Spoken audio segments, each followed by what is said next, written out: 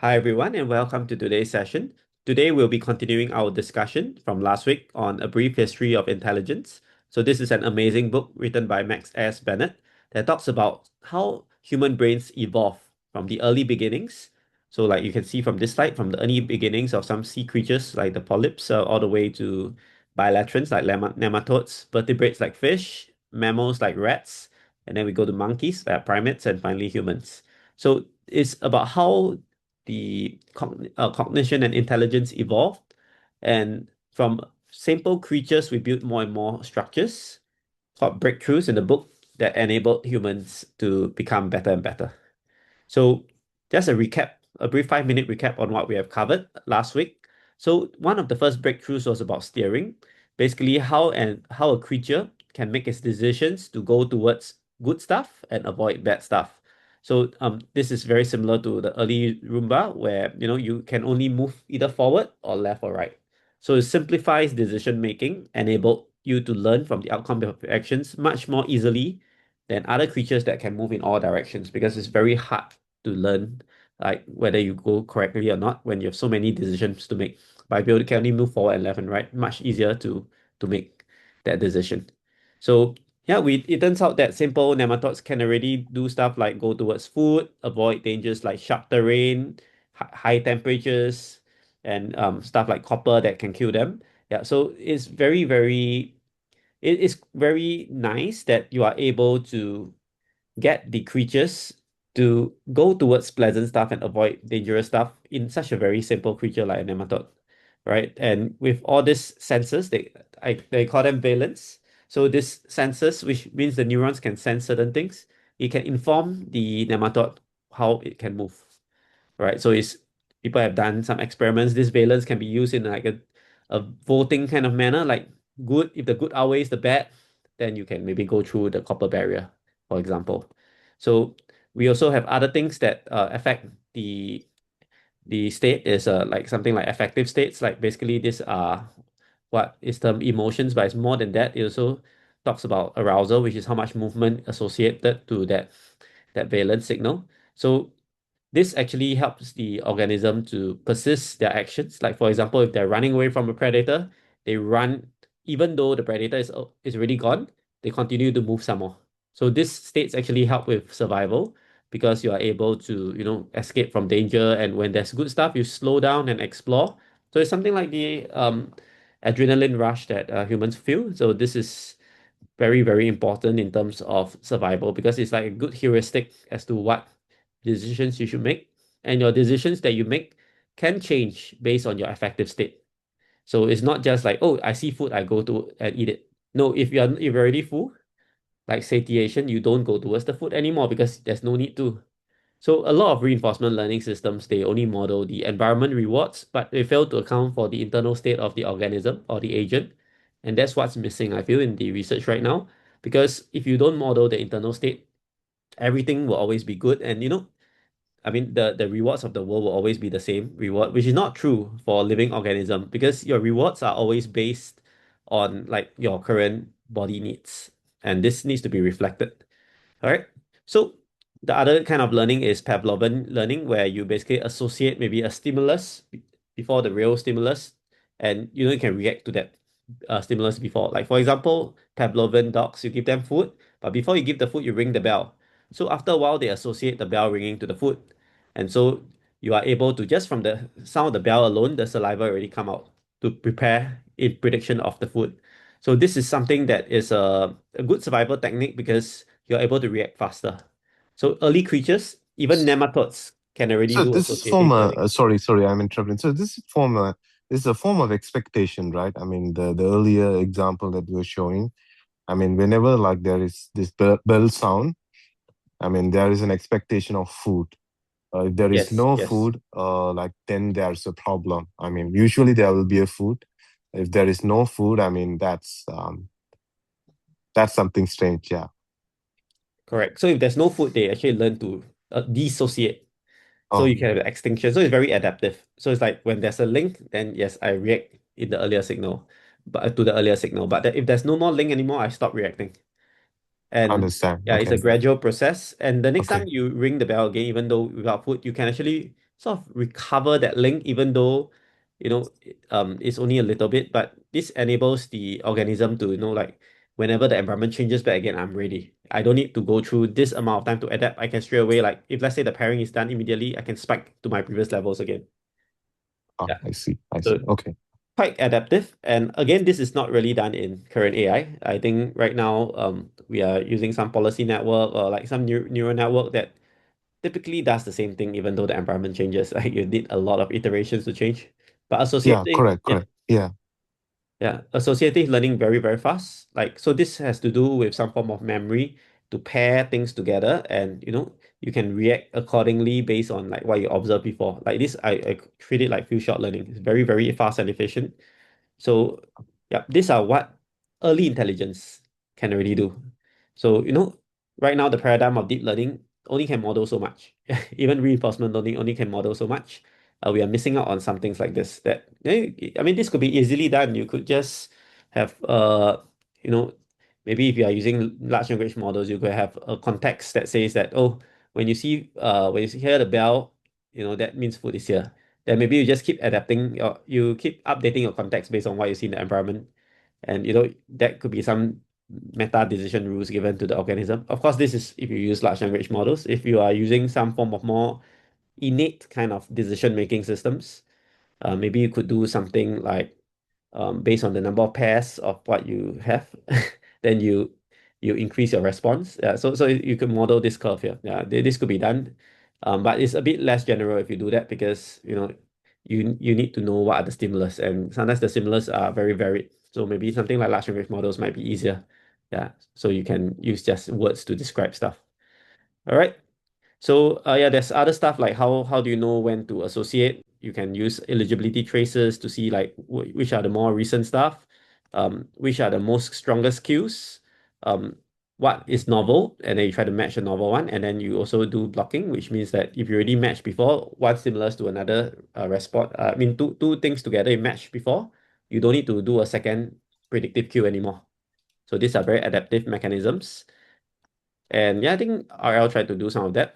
Then the next breakthrough is expanding this kind of resource of prediction to a wider thing, because you can do pattern recognition instead of just having a neuron that responds to food smells, maybe, and a neuron that responds to copper.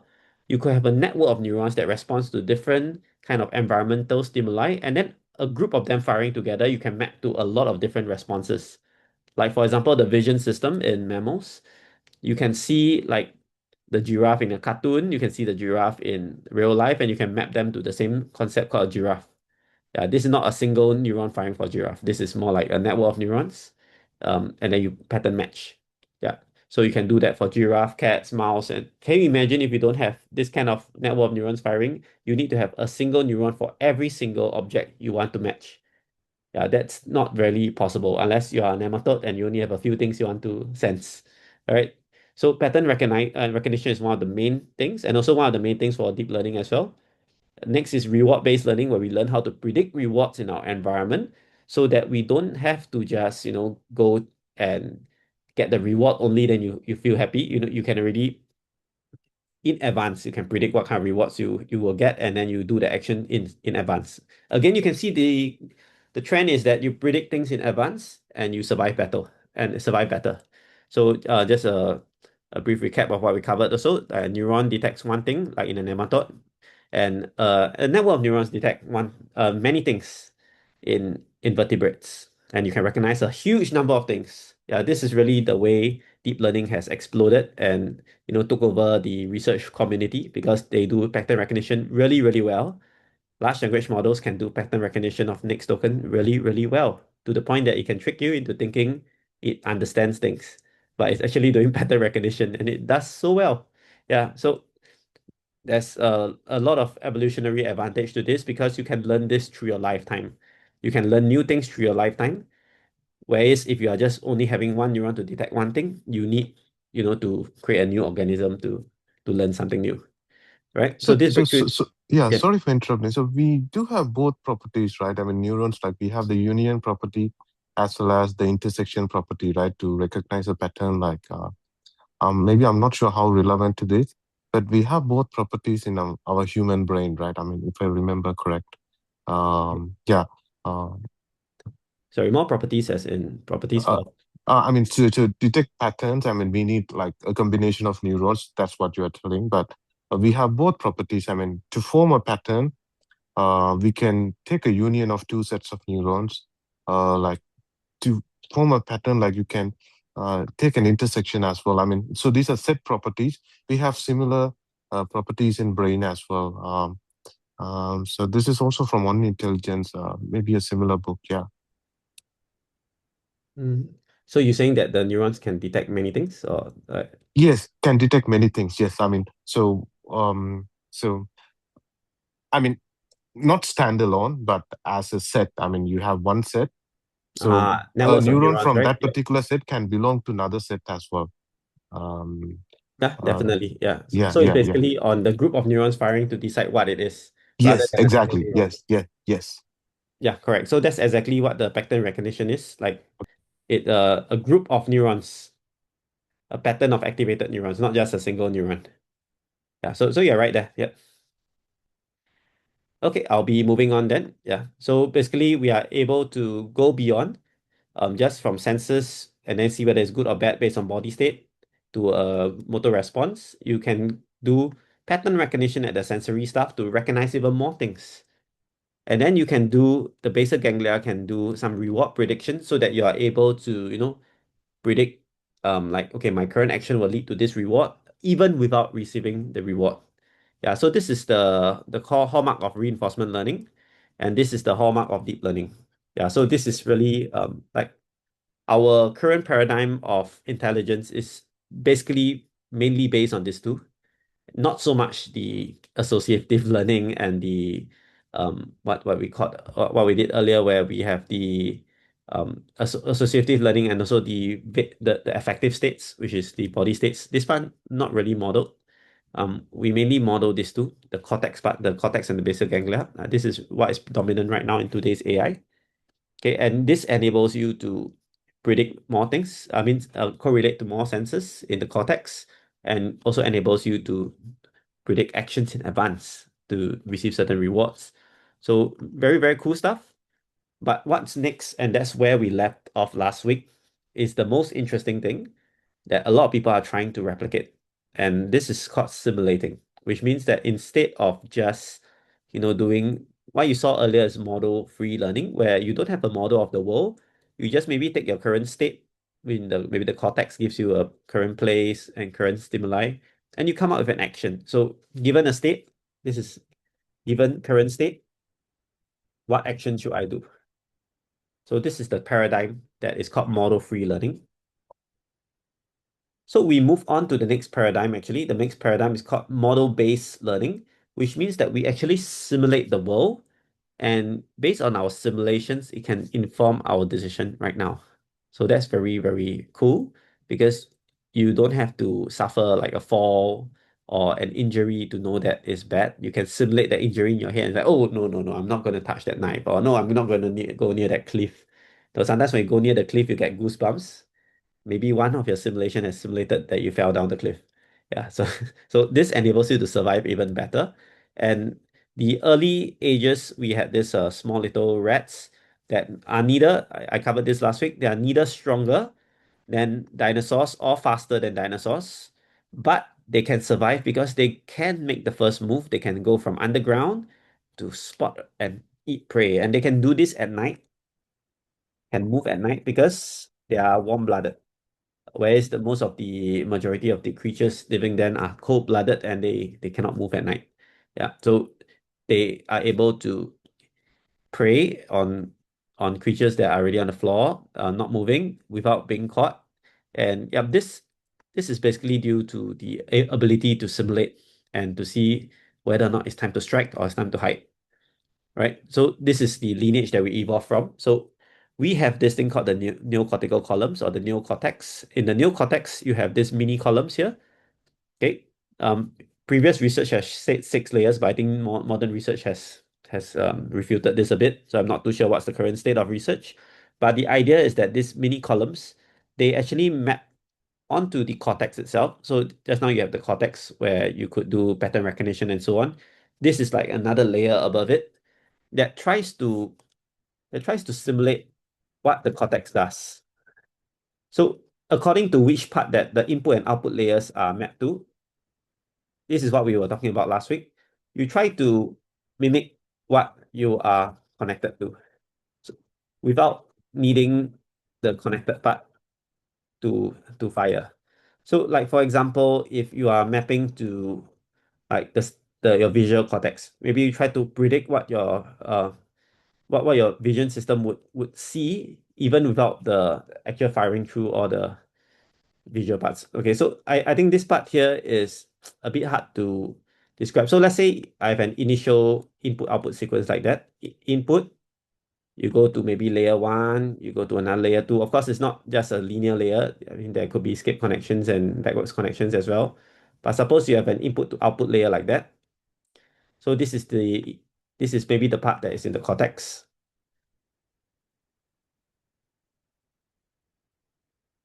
In maybe the neocortex, what we were thinking of is that like maybe it could just be like input, maybe you go through one layer or something and then you go to output. And this actually like makes things much more, makes the circuit much shorter. Yeah, because as you know, our brain takes like I think 70 over milliseconds to do an action potential for a neuron. And we just can't have too long a sequence of firings because it'll be too slow for us to respond. So what I suspect is that the neocortical columns are able to make the response time much faster by doing some form of black box simulation of the actual very long circuit. And you know, when Moncaster came about this idea of the neocortical columns, Mountcastle, I think Mountcastle, yeah. He commented that all these columns look about the same everywhere. So, you know, previously people were saying that, hey, yeah, I think the mechanism to do stuff like touch is very different from the mechanism to do things like taste. Because they are so different, how can they be processed by the same neural circuit? But Mountcastle was saying that, you know, under the microscope, they all look the same. The visual cortex, the motor cortex, maybe the one I don't know, is it called the taste cortex? There's a name for it. I can't remember what it is, but the one the neocortex used to process taste stuff, it all looks the same structure, all using this kind of neocortical columns. And so it turns out that just a very universal algorithm can map to different parts of the cortex and it can do a lot of things. And one of these things is, I believe, making the circuits shorter. Why do we want to make it shorter? Is so that we can simulate better. Like, can you imagine if you every time you simulate, you need to let your cortex fire one time? Yeah, that's very not very scalable, right? Because your your cortex, there's only one cortex. You need to keep firing that one. It's very difficult to simulate. But if you can have a black box simulation somewhere, which is the neocortex, you can do your simulations there without affecting the original part of the brain that actually you are simulating.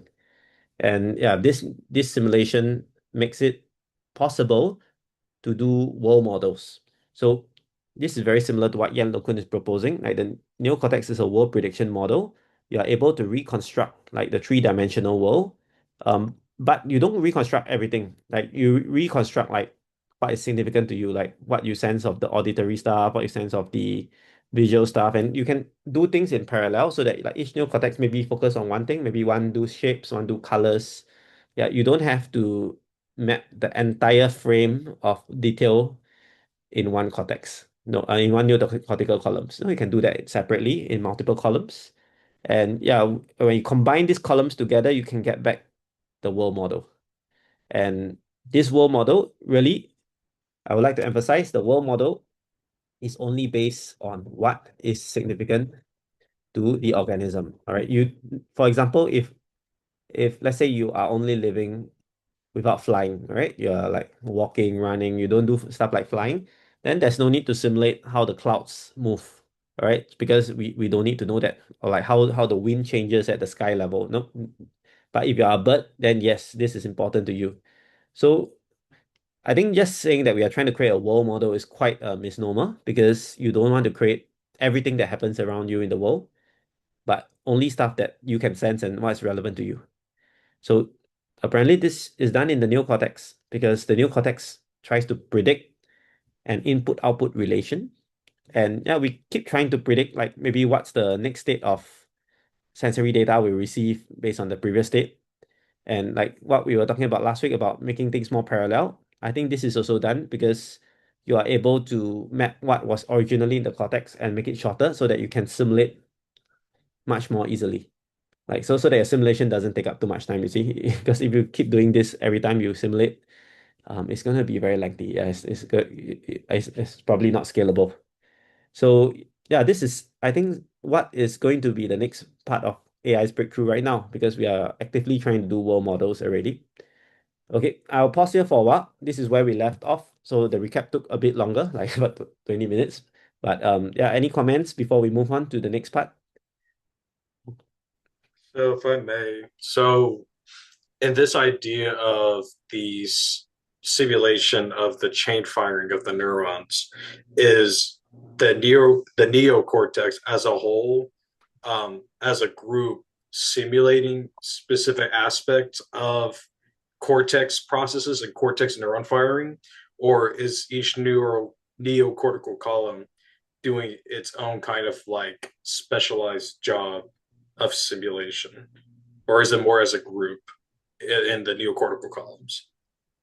I would like to think of it more as an independent column based on where it's connected to. It just simulates that part. So later on, you could have the columns interacting with one another.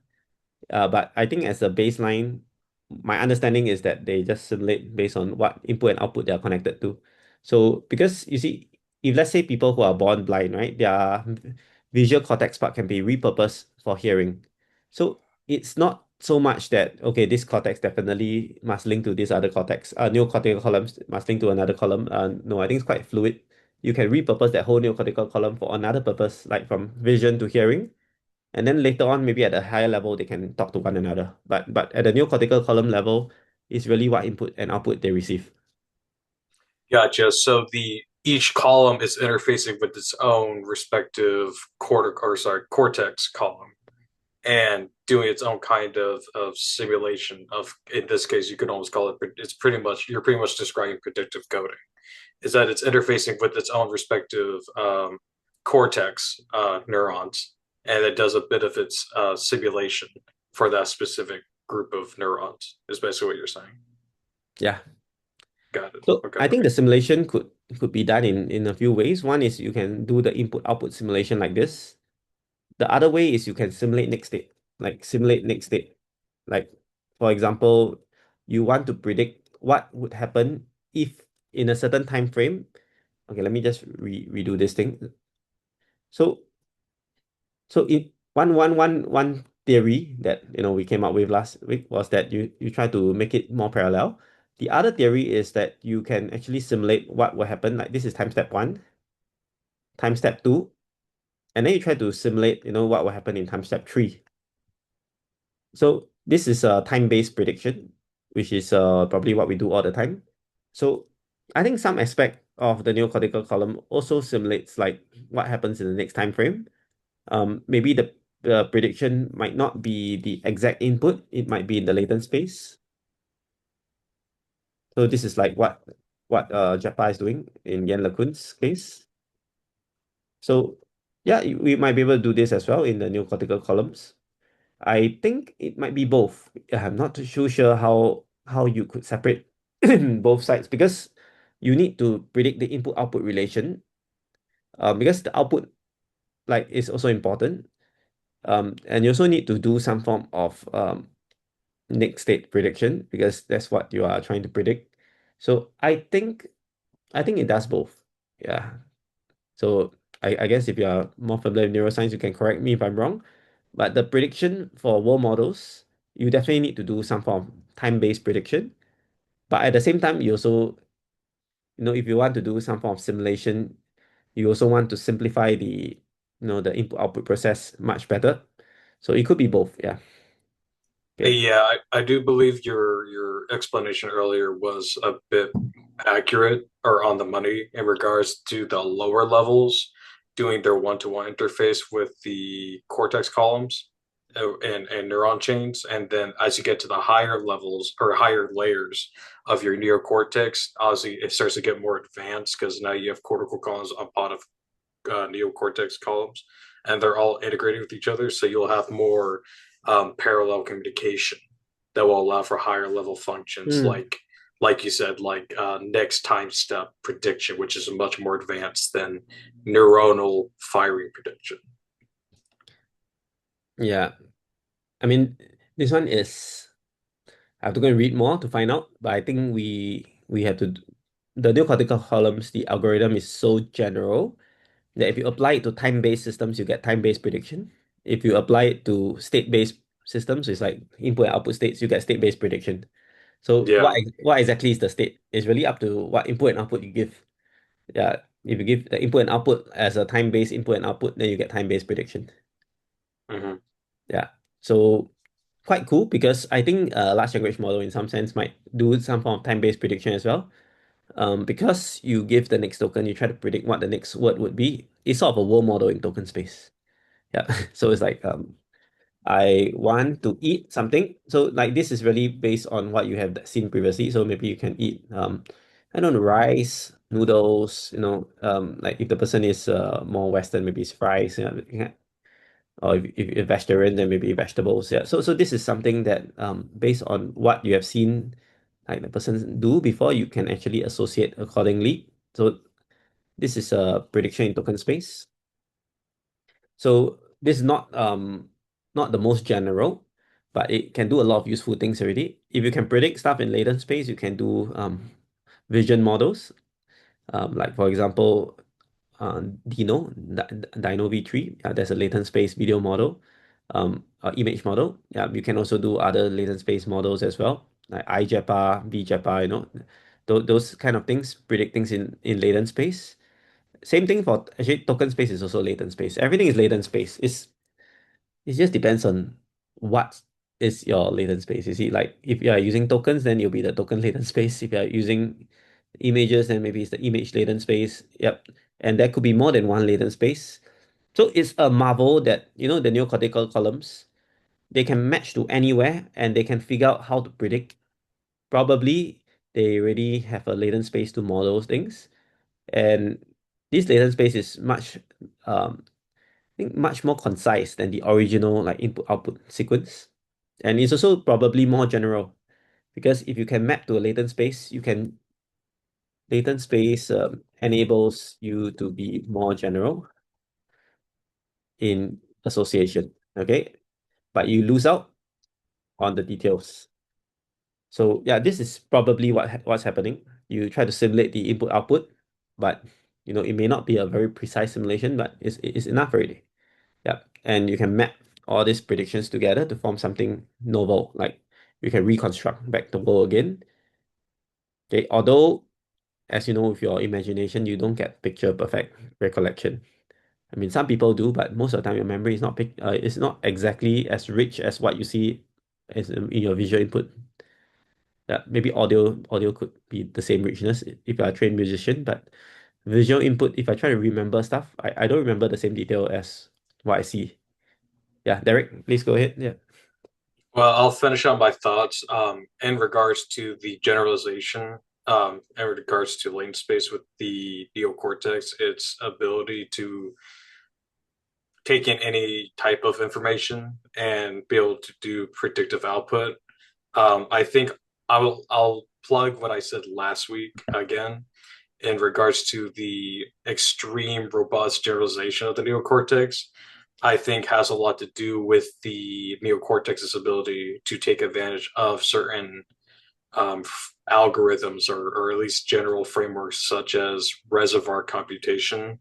And I think a lot of what is missing from AI and our ability to get very cost efficient execution of simulation and complexity, having to do with taking advantage of kind of like waveform transformations and wave theory, taking advantage of signal theory and be able to store a lot of information in the actual firing patterns of neurons themselves and their waveforms respectively from that. I think a lot of what is missing from AI, it has less to do with the architecture and more with what the neurons are actually doing internally in respect to their training process and how neurons are interplaying with each other and intercommunicating with each other, how they're coordinating during the training process. Mm. I think the interplay can be at more the higher levels, like your neocortical columns can interact with one another. We haven't really reached that stage yet. So like Yeah. different world models interacting with one another. Yeah. Okay, maybe I will go on to Robert. He raised his hand. Yes, go ahead, Robert.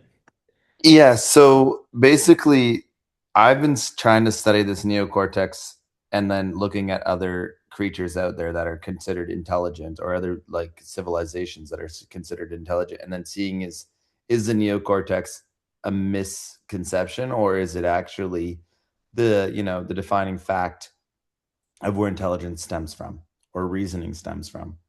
And while going through this research, I started to realize that, like crows and ravens are as smart as a 7-year-old. They can do incredible reasoning. They have no neocortex.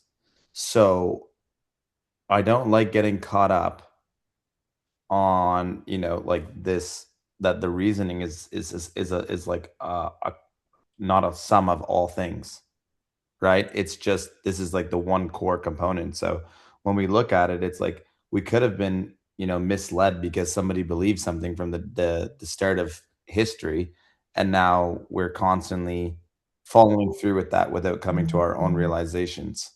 Do you know what I'm trying to say? So Yeah. when it comes to AI, there's something called HMEM, right, which is a new memory concept, and it's like on temporal reasoning, and I've started using its libraries. And then there's another one called Life Agent, and it's also really aligned with this, like with mapping out reasoning to time.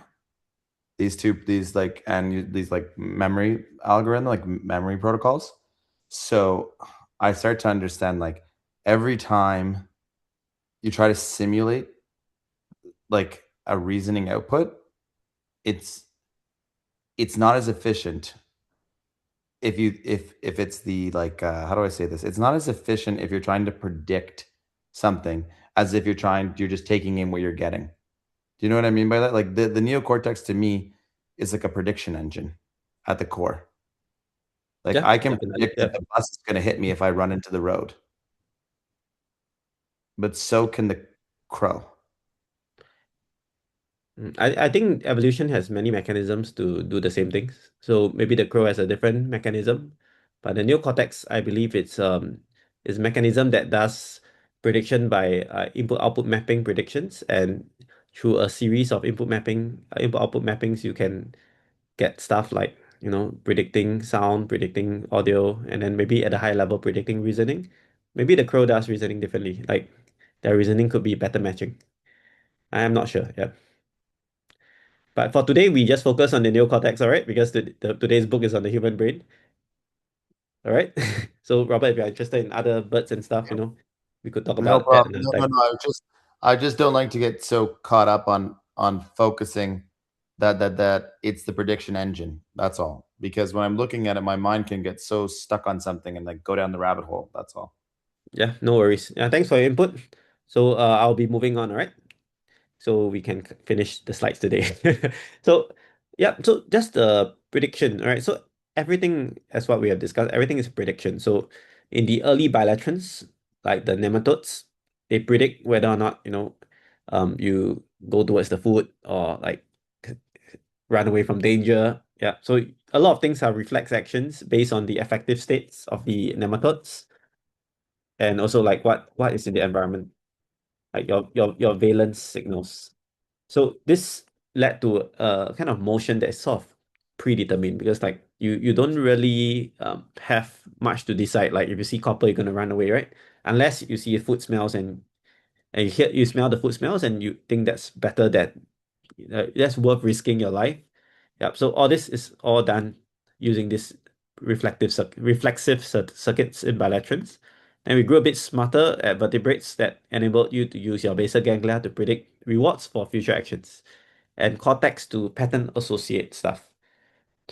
And then for mammals, like what you see here in the neocortex, you can predict a multitude of sensory data, a lot more. And all these are thanks to the neocortex. Okay, so this is really a huge breakthrough, because not only are you able, okay, in vertebrates, you can do pattern matching. Okay, but here you are able to do world models. You are able to understand like what will you sense next. Like, or you can sort of have a gauge of like if I continue walking down the road, maybe I'll reach the bus stop. You could predict that the bus stop gets closer and closer to you. Yeah. So this is not what is done in this vertebrate stuff because you just simulate like, okay, right now the bus stop is in front of me. Yeah, pattern matching. But over here in mammals, you can say that, okay, if I continue walking, the bus stop I'll reach there maybe in 5 seconds or so. You can do some form of time-based prediction. Yeah. And you are able to do some planning in your head based on this. Like you can simulate if I move left, what will happen? If I move right, what will happen? Yeah, some form of counterfactual reasoning might be possible with a world model because you can query your world model to do other things. So this is quite an amazing accomplishment because can you imagine that if you want to do something else here, this might be risky because you might just die if you walk down a cliff. But here, if you want to do something else, imagine doing something else. You may not take any risks because you can just imagine it in your head.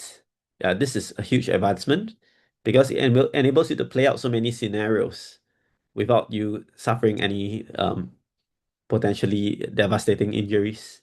So this is something that is really cool. And yeah, you can see that as we evolve, the common trend is that you predict things earlier.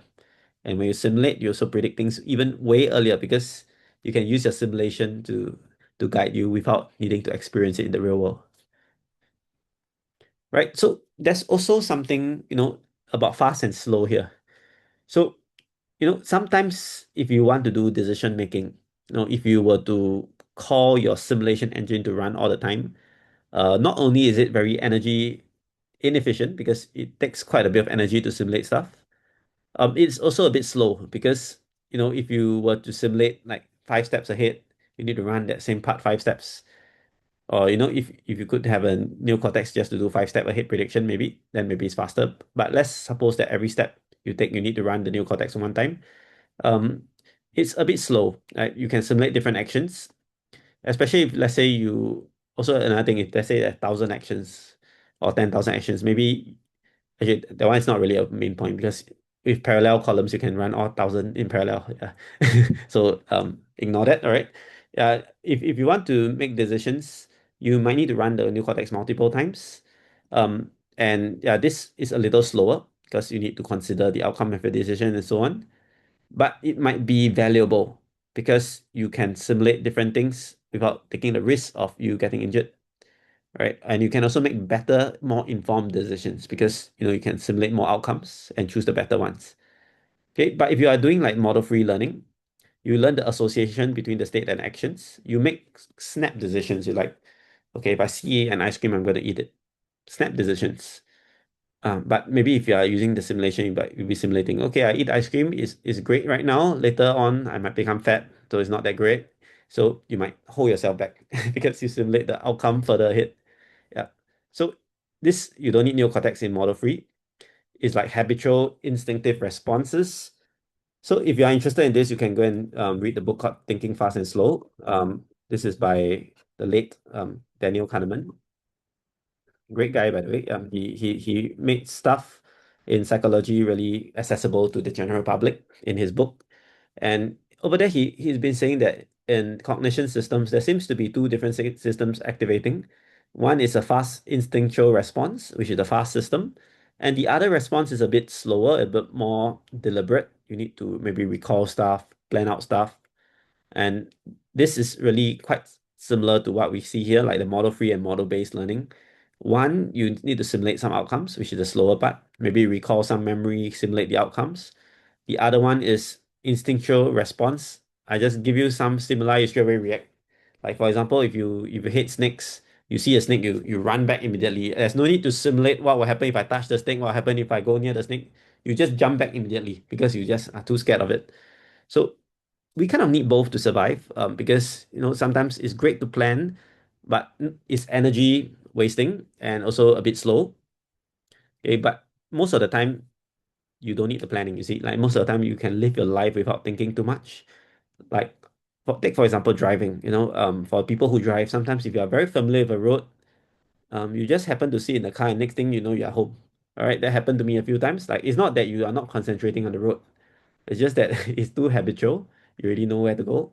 It just happens. You can just autopilot back. Yeah, but if you're going to a very new place, your brain will be firing all the time. You'll be like, oh, should I turn left? Should I go straight? Yeah, especially for roads that have like 5 to 6 exits. Oh, good luck. Yeah, you'll be simulating a lot. You're like, okay, if I go this road, what will happen? If I go this road, what will happen? Is it the same as what's shown on my phone's GPS? Yep. So that's one example. Another example is like how to decide whether to eat an ice cream. Like what I said just now.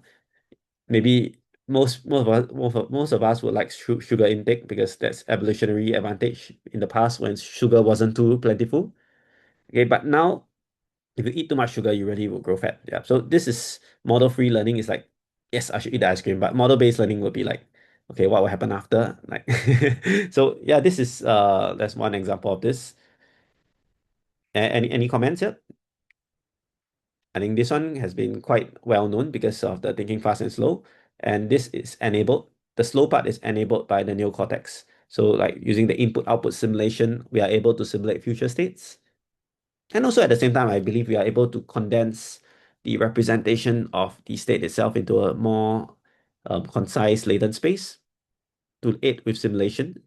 Yeah, so that was what we were talking about earlier, making a more sequential thing become more parallel. Yeah. So I think the neocortex is quite important in doing that, right? So there's also one thing. Okay, this one will make your minds a bit blown because it kind of blew my mind when I read this. Is that instead of simulating the world, because you can simulate your senses and get a world model of what will happen next in the world, you can also simulate yourself. So what does this mean? Simulate yourself sounds quite um, meta kind of thing. It is very meta because it's talking about you applying the same prediction circuits to predict what you yourself would do next. So for example, if you take stuff from the hippocampus, amygdala, and hypothalamus, which are your like one does kind of place memory. Amygdala is more like your fear, emotions, and so on. Hypothalamus is body regulation. So all this could give you an idea of what your internal cravings are, what your internal cravings or feelings are, or affective states are, and what you actually did. Okay, I guess that's the motor cortex they didn't put here. But you can use this to sort of understand why you did certain actions. Like you could back reason to say that, yeah, I took a glass of water because, or I walked to the table because I wanted to get a glass of water. All right. And then you could say that, oh, after I drink the water, maybe I need to go take a walk in the park. Yeah. I can sort of predict maybe like based on what I've seen in the past. After I drink water, I walk, or after I eat a burger, I tend to go and eat some French fries after that. Yeah, so you could sort of predict what yourself would do, and that's like, for example, this is you right now. You are taking a certain action, and then you reach a certain body state. This is you in the future. So maybe I put a U with a time step 2, this time step 2, time step 1. You are able to predict like what will this action do to yourself in the future. And then when you take another action, what yourself would do in time step 3. So it is really very cool because you are not only able to simulate the senses. So like sensory neocortex is like, for example, you see a vision, you see an image, and then you split into your okay, let's say your vision at time 1. Okay, you go into your latent space. I put L here, and then you can get vision at time step 2. So this is like a world model. You try to predict what's coming next in your senses. Here you are trying to predict what yourself would feel. and also your desires at different points of time.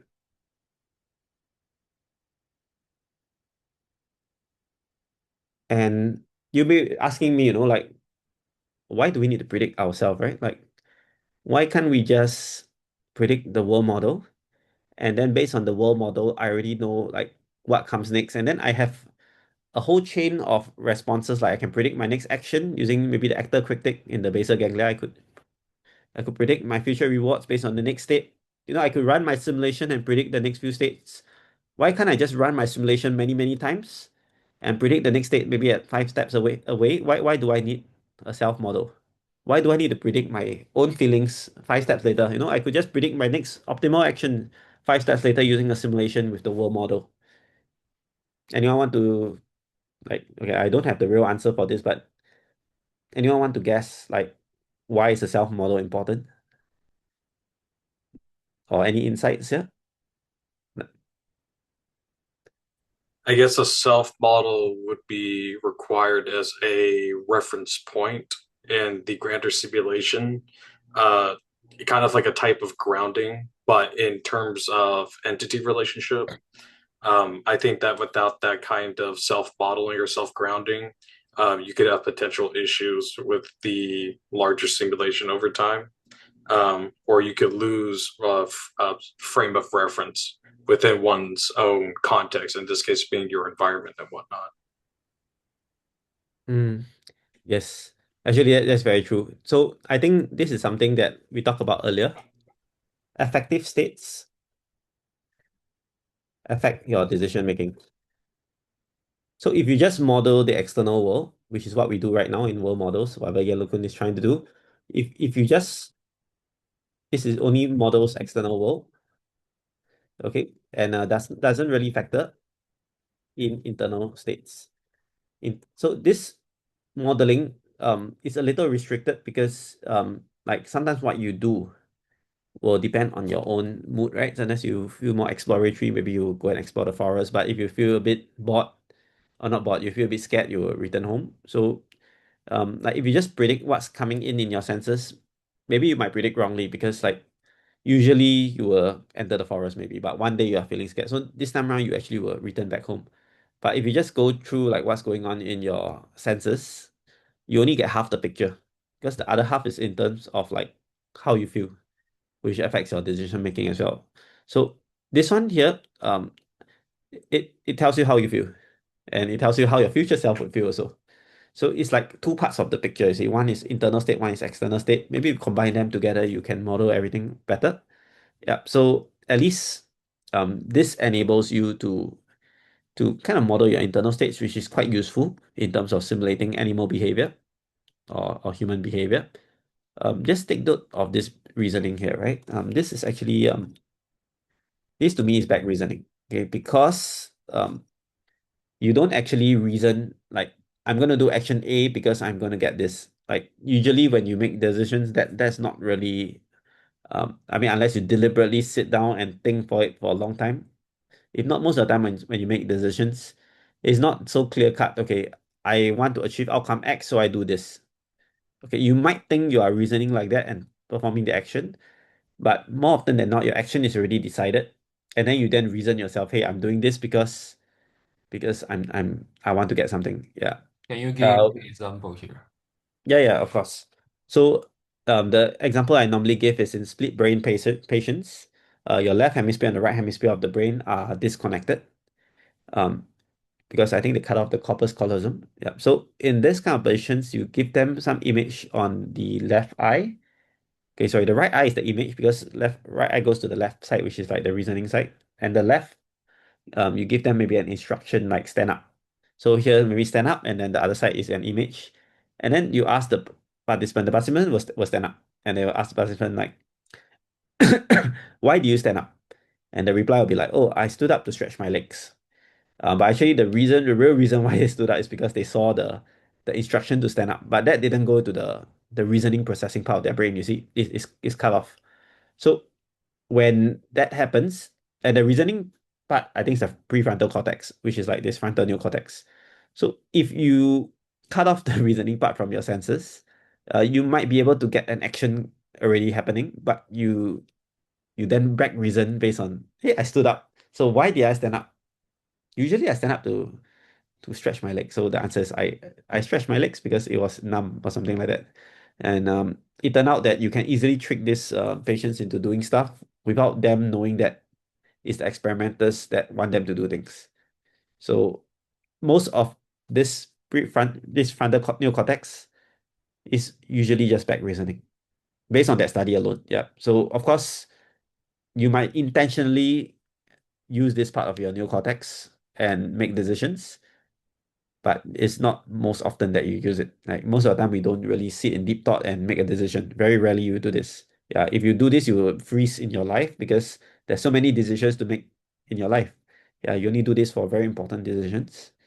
And actually, I even think when you come to a conclusion, it might be back reasoning as well. Like, okay, let me give you another example.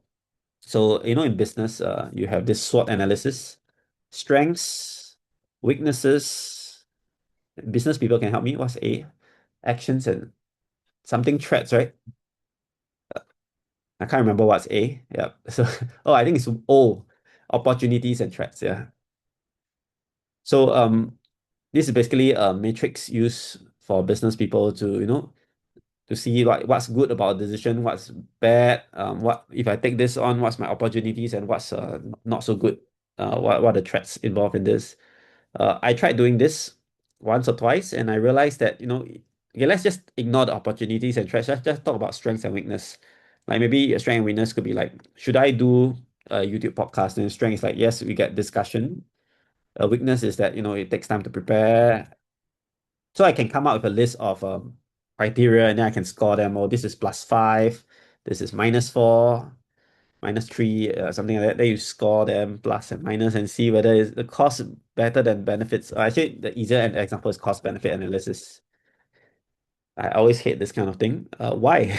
Because it's so hard to give the score. Even you come up with a list of stuff, you can say like, oh, the number of items here might be equal to the number of score, right? But like, I always find it very hard to give a score. And like most of the time, actually, even after doing the whole analysis, I still have no idea what I should do.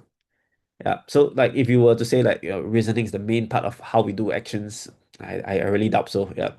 It's so hard to make a decisions, just thinking about what to do.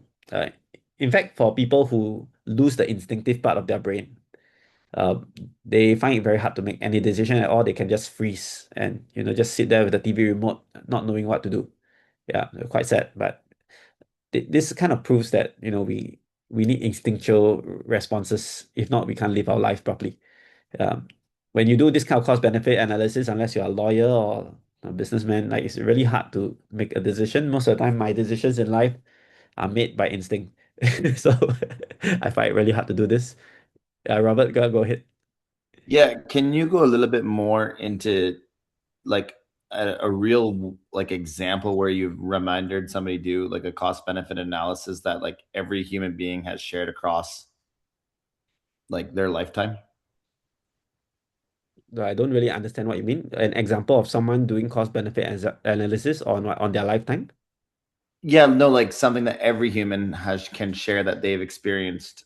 Like let's say there's one common denominator of a cost benefit analysis that every human has done when they're thinking about it. Like Maybe you can talk about, should you eat an ice cream? Maybe benefit is tastes great. The cost is that you might gain calories, which can lead to fat. Yeah, something like that. but how do we decipher the difference between the intuition and like your gut, like you said, right? And this, because for me, my intuition when I go to the ice cream and I see like Rolo ice cream, for an example, right?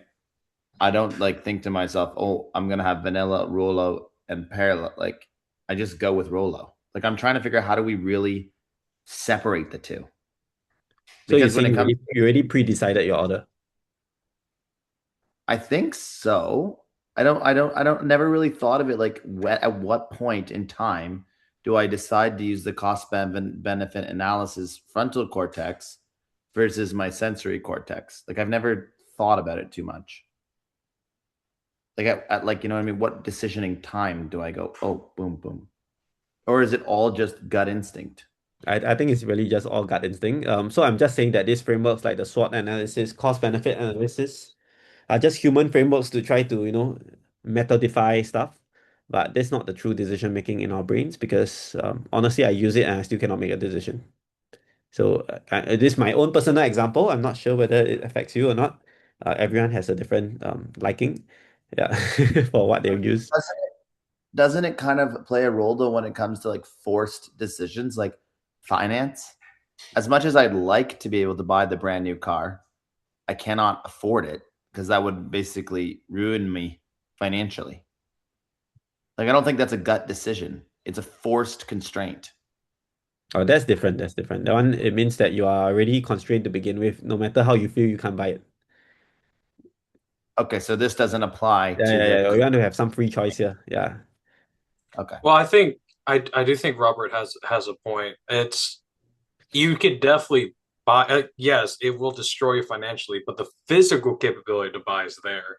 So I do think there's a bit. I think there's definitely in the decision making association between the amygdala and your emotional space and your actual reasoning space. I do think there is association because while doing a SWOT framework is difficult with just pure numbers, try to see how negative or positive something is purely based on math or it's based on number assignment. Because the LLMs are notoriously bad at it as well. I mean, numbers don't mean anything that grant space, but a type of almost semantic association does get correlated with the reasoning decision making as well. So I think there is a bit of merit there in terms of there are such hard constraints that exist where you physically cannot fly, per example, or something like that. But I think more so um, within the realm of physical capability, where you can do things such as ruin your finances, or go out on a limb and do impulse buying or whatever, or impulse emotional decisions.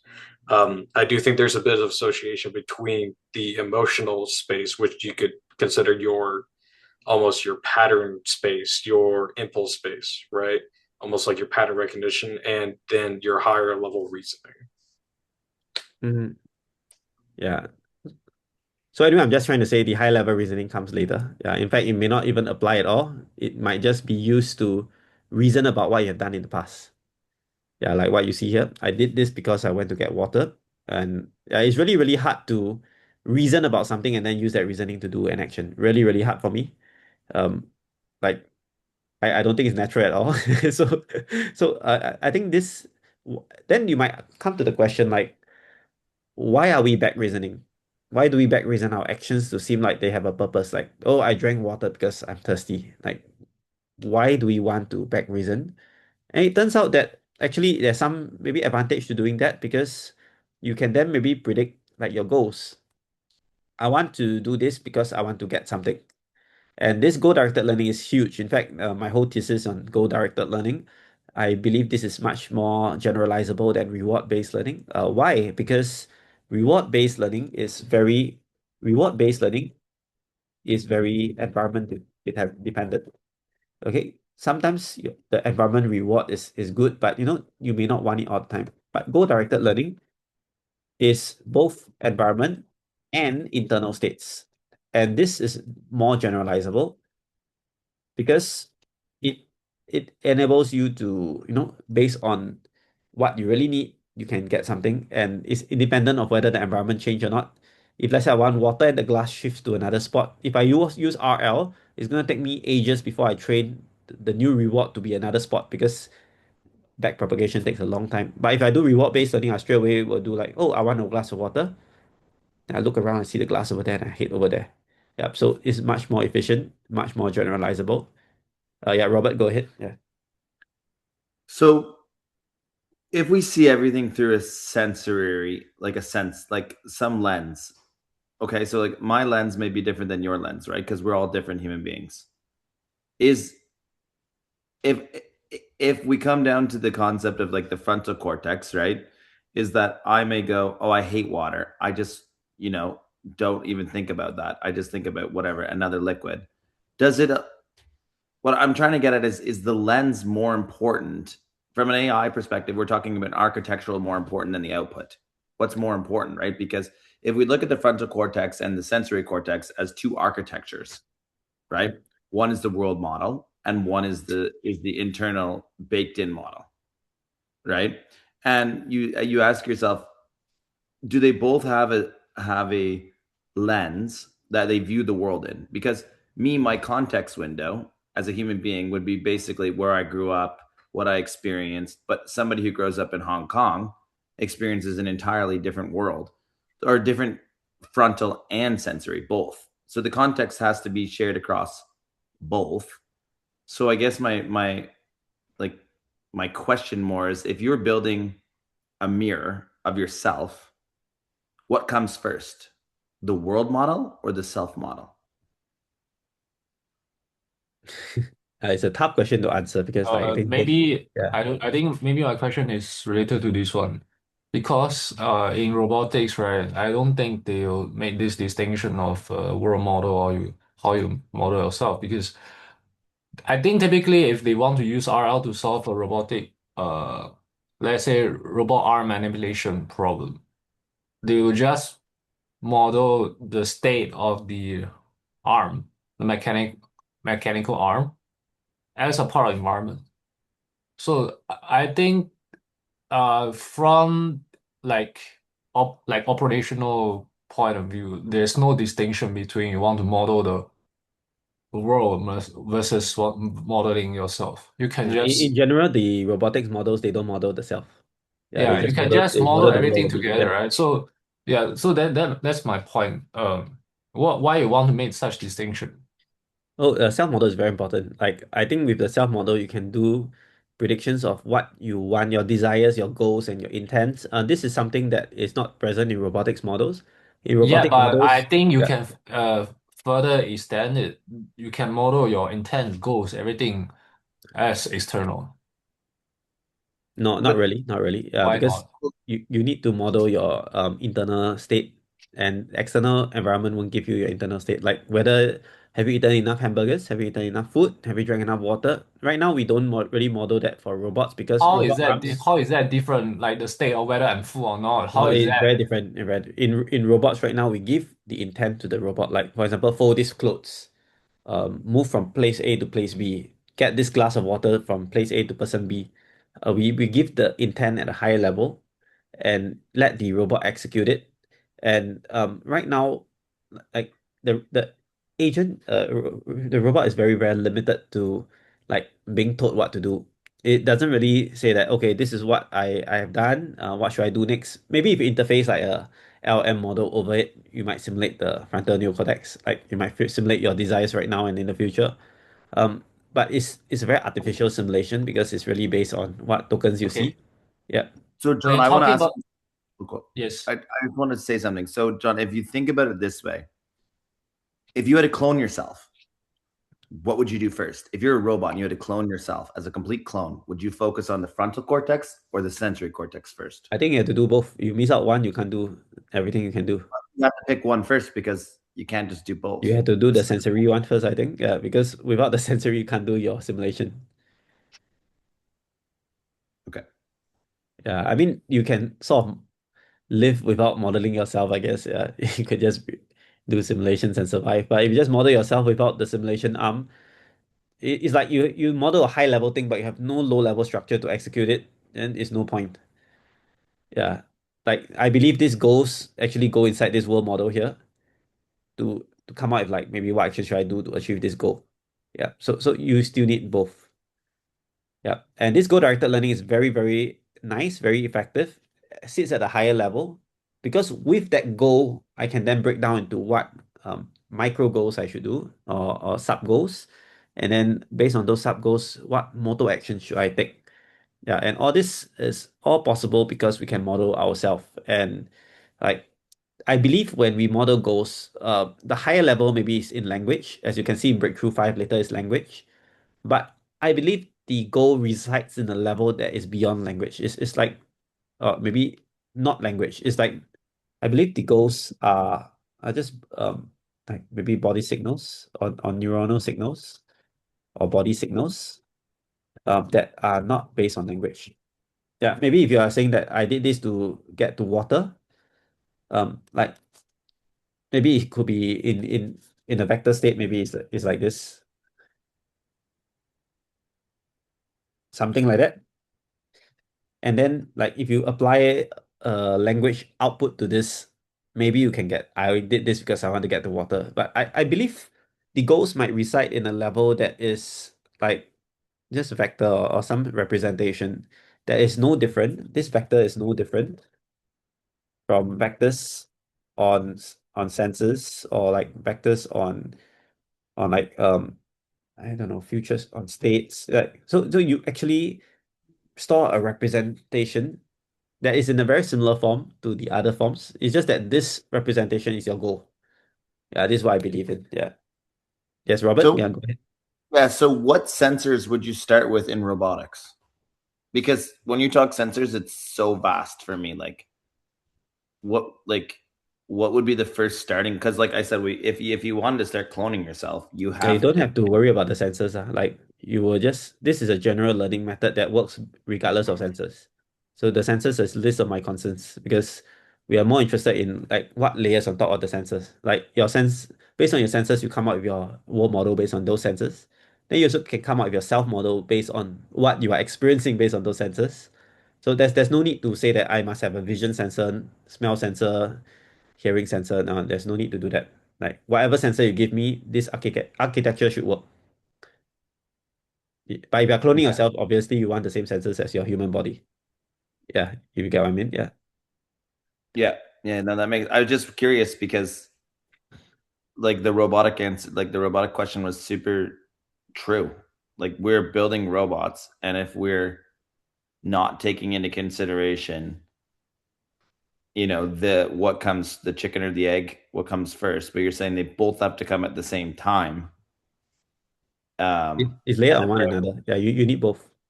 So I'll show you the next diagram to clear some doubt. So the next diagram is talking about how this works, like sort of in a hierarchy. So I don't quite like the use the word hierarchy because if you are familiar with Moncaster, he actually told Jeff Hawkins once, he told Jeff Hawkins he wrote in the book Thousand Brains, I think, that the brain is actually parallel. So Jeff Hawkins, his first book was actually a hierarchical temporal memory or something like that.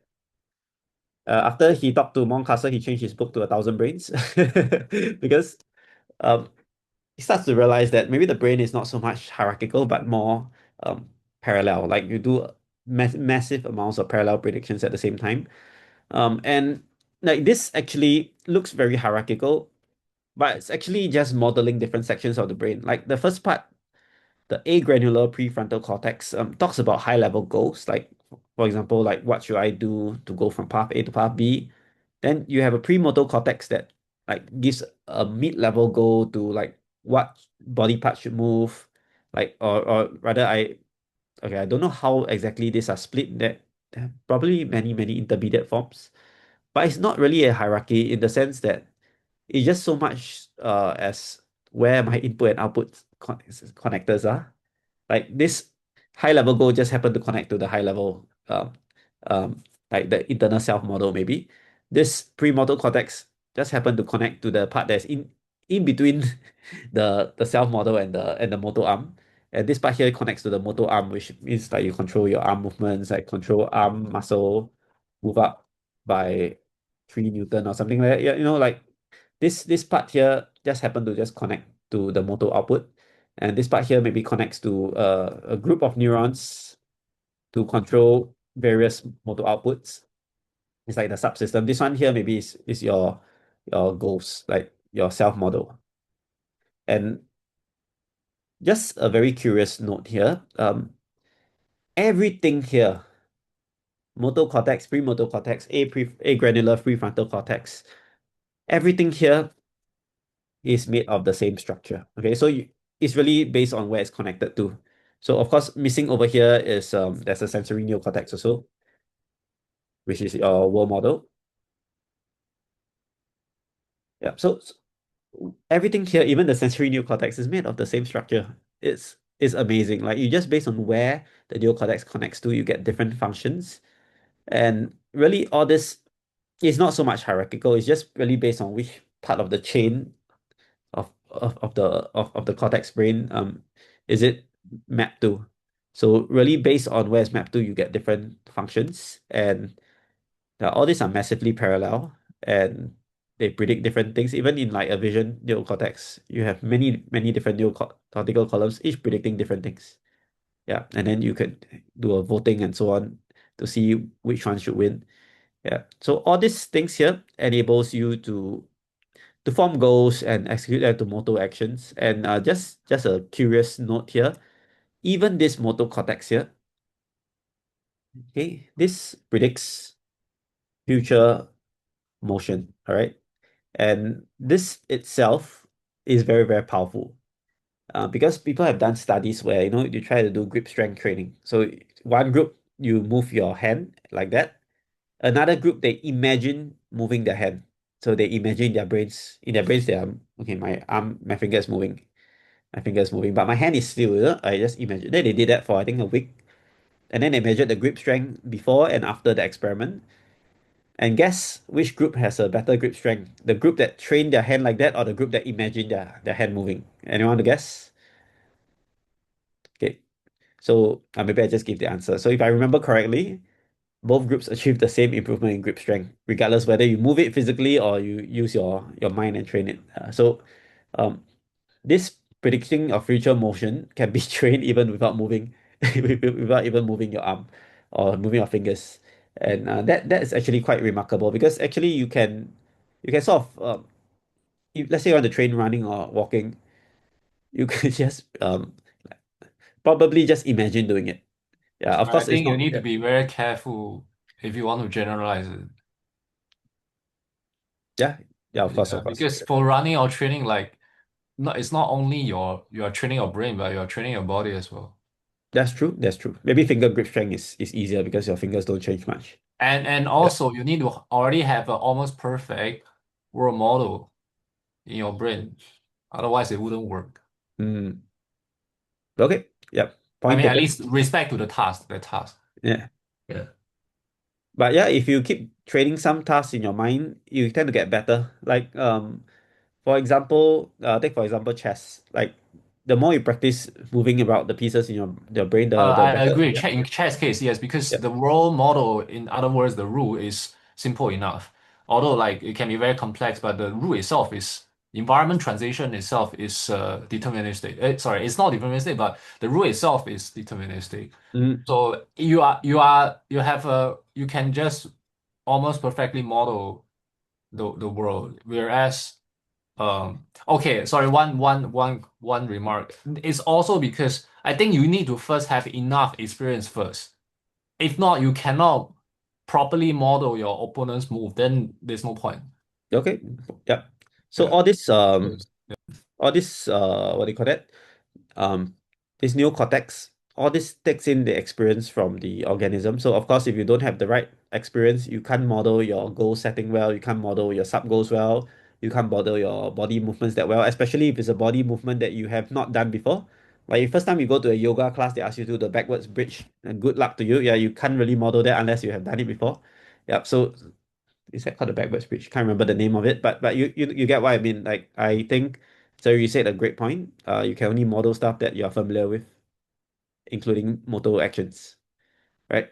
So I just find it very curious because very amazing because who have expected that even the output prediction of your motor neurons can be controlled by the same mechanism as the rest that can control goal setting as well as sensory prediction. Everything is the same mechanism.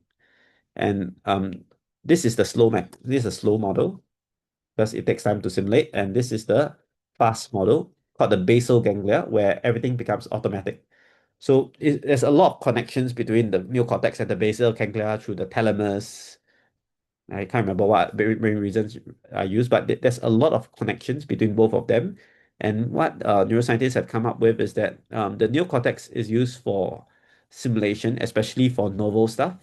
And the basal ganglia is used for automation, where things are already familiar. You don't need to simulate much. You can just do the automatic actions. And this is the next slide. So you could have automation, like for example, if you have a craving for French fries, when you see French fries, you automatically go for it. Whereas like simulation is like, oh, do I want French fries or do I want to eat something else? You think more. But if you eat French fries all the time, when you see French fries, you're just gonna put it in your mouth without thinking. And that's why it's so dangerous to put very unhealthy food in your house, because if you love those food, you are just gonna eat it. All right. Buying it back home is half the battle lost, because you very hard to control your automatic self to to stop unless you have a very, very high um resilience to it. But this part here is a slow system. It takes a lot of effort, takes mental and energetic effort to do. Most of the time, if you're tired, you will just give in and say, I'll eat the French fries. This why it's less effort. Yeah. So this is done like how, when you're very, very familiar with stuff, you frequently do something, you make it automatic. Like driving, you make it automatic. There's high level goals. Low level goals is, for example, um, you take a key and open your house door. You're very, very familiar with the action, and after a while you automate it. But you can go back to doing this again. How? Very simple. One day I shift your doorknob 5 cm higher. You'll be like, how come it's not in the same spot? You notice it. You notice it because of your very familiar action. Like for example, if let's say you bathe with a shower head, I change the shower head to be like 10 cm higher. You will notice it because like, how come it? I used to be able to put it back here. How come it takes a bit higher right now? Like all these things, like they call it muscle memory here. Like a lot of people call it muscle memory. Like you play piano also. After a while, you play the same songs, it becomes automatic. Your fingers just move automatically. I'm a pianist as well, so I feel it. Like especially for songs that you play all the time, you don't need much effort. But if new songs, then you need to look at the score sheet. You try to like simulate what will happen next and so on. So this really, um, I think this is really what's happening, and in a very simple level. Yeah. So these are done by different parts. Like you simulate both the high level and the low level stuff. High level goals can be automated as well. Low level goals, like moving your muscles, can also be automated as well. Yes, Robert, go ahead. Okay, so I agree with you on the automatic part. When I learn a skill, let's say piano, it's second to none. Yeah. Okay, but if we talk about transformers, right? Isn't every single thing a force of energy, like entropy, but isn't also humans' energy? So at the core, everything would be like, I'm trying to figure out how this works, because when I do, I don't actually have to think about something. If you play a piano song, you don't have to think about it. Or when I learn an instrument, I don't have to think about it, or it's very, very simple. But for a transformer, everything has to be duplicated. It's not able to do that. Is there a way that we can offload that Maybe we don't compare this to Transformers, because Transformers is just doing like a token prediction. There's no simulation, there's no automation here. Like everything is just, maybe you can call it everything as automation, because they just really predict the next token. There's no high level goal setting. It's still, Yeah. it's offloading cognition, Yeah. I mean, if right? you So want to compare Transformers, I would put it here. It's more of a automatic token prediction. And then if you put it at the motor level, like maybe output code, then it'll do the motor level stuff. If you do the high level, which is like come up with high level reasoning for the human or the organism, then it will say that, oh, I went here to get water. So everything is automation. I don't think there's simulation at all in a transformer. okay, but how do you offload cognition? Because Offload you just to said when where? you play the Yeah. piano, when you play the piano, right? The first time it's way harder. You have to use a lot more cognition. When you go to play the piano for the second, third, fourth, fifth, 17th, 20th time, and then you go play it 5 years later, it's the same thing. So there's no cognition compute required anymore, as much at least, as learning Oh, you something new. mean like when do you decide whether something should be automatic and when do you decide something should be simulated, right? Is that what you're asking? Yes, yes, Okay. but I don't know if it's if the right word would be automatic. It Can it would be more. I mean, it is automatic, but it's not. It's more of like more energy expenditure. I understand. Yeah. think So that's yeah. that's like that happens during training, right? So if you do not have the experience, then you are facing like a greater resistance, like when you're first time learning something. Then that also happens in the training because you have more loss to minimize. But if you already have, you learn it, the transformer learn it, so you do not need to minimize the loss. You do not need to do a lot of gradient descent steps. Mm. Okay, let's not talk about the loss here. The how you train it is irrelevant to this architecture. Yeah, loss is a deep learning term. Yeah, so you can also train stuff with evolution and so on. Yeah, there's no need to bring in loss here. So I think, Terry, maybe I answer Robert's question first. Like I think this is also quite important. Like when do you simulate and when do you automate? So in the book they gave a sort of answer which I kind of agree with. What you can do is you can run your simulations like in parallel. And then if like let's say if all agree with one another, you can straight away automate. Like so maybe you just run a one pass because it's quite fast to run one pass, right? Like you just simulate. In fact, last time we were talking about how the prefrontal cortex might make even the cortex process make it even faster. Um, if that's the case, then if you just run one pass and there's no major disagreements between the cortical columns, then I fall back to automation. But if there's a huge disagreement, like different world models disagree with one another. Like I said, maybe one goal setting stuff would say that self model would say that, oh, I want to get water. The other one say I don't want to get water. So then they will have to, fight it out, right? Like not really fight it out, but more like you have to decide which one should you see, which one should you pursue, because you only have one. One of you can't say one of me don't drink water, one drink water. No, it's not quantum here. We don't split ourselves into two and two different moments of time. One of you has water, one don't have. No, you have to choose one in this material world. You have to choose one.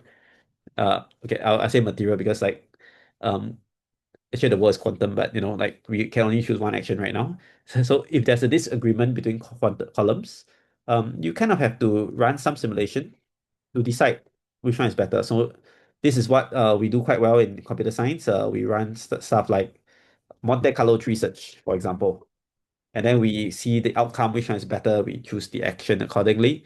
So let's say if your initial search, like you search adapt one, and then like everything agrees, like, oh, I should take action A, or I should play chess move A with adapt one search, and then there's no need to search anymore.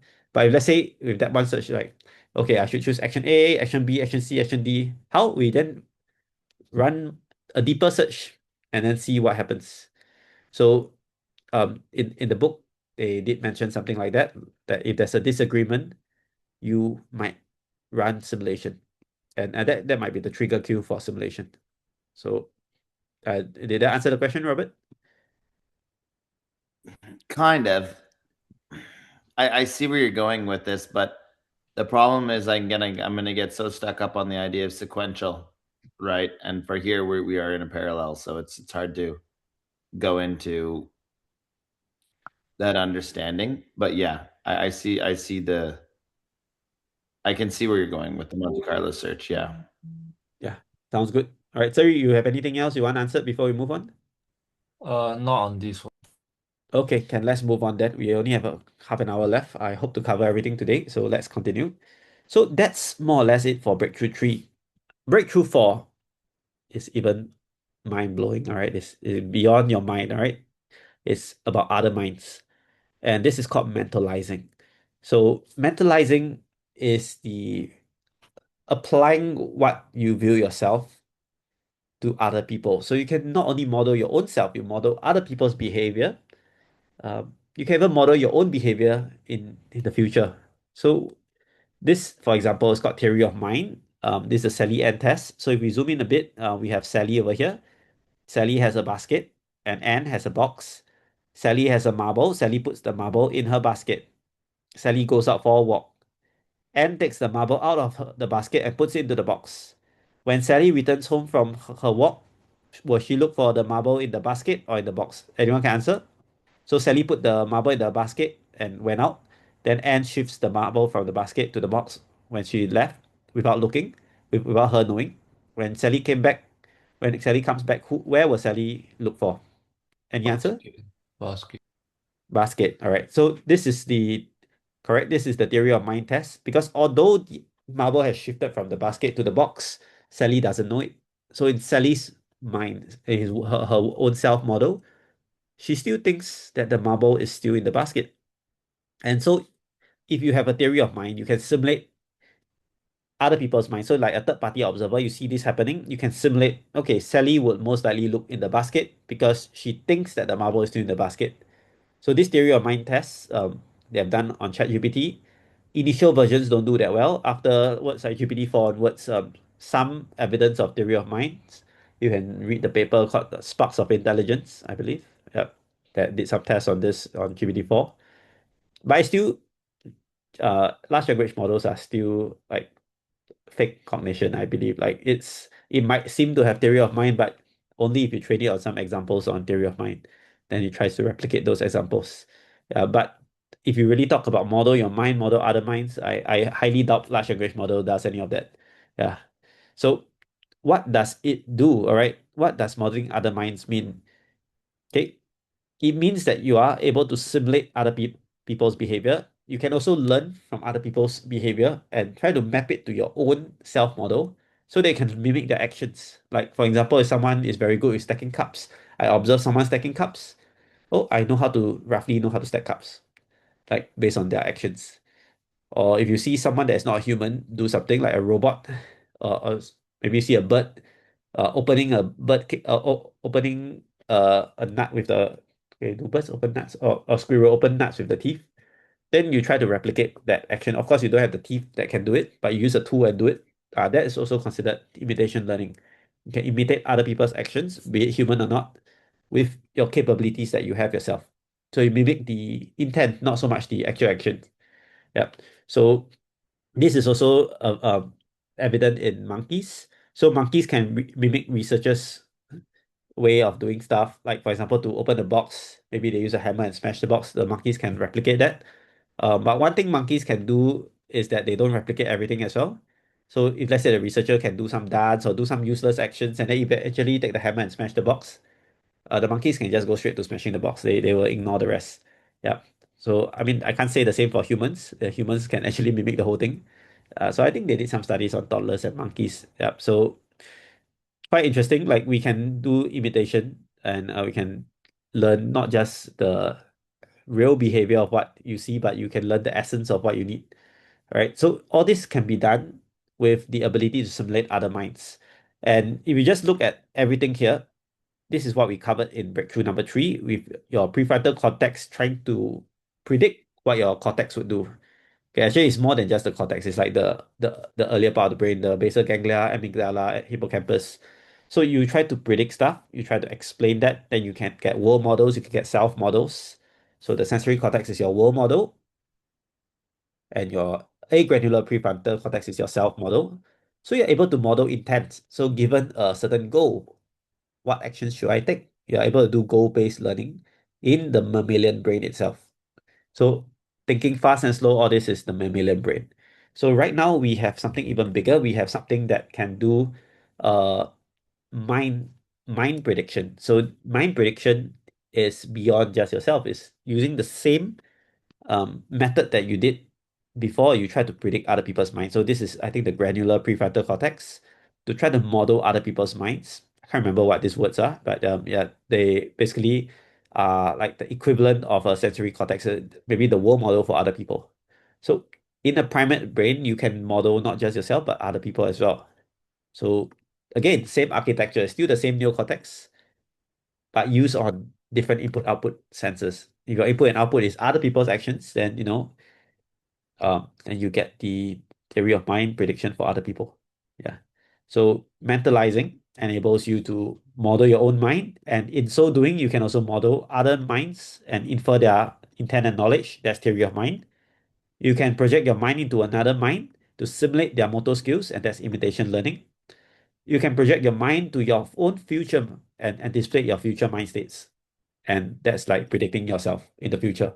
So it's quite interesting because you can use the same architecture and do so many different things just by layering it on top of existing structures. So you lay it on top of the sensory, like what you see here, you lay it on top of the sensory cortex as well as the agranular prefrontal cortex, you can get the prediction of other people's minds or your own mind in the future. Just by trying to explain this layer here. So the input and output of the neocortex. So over here, the input and outputs are the neocortex. So you see, like it's like predicting on its own predictions. Like this is the neocortex.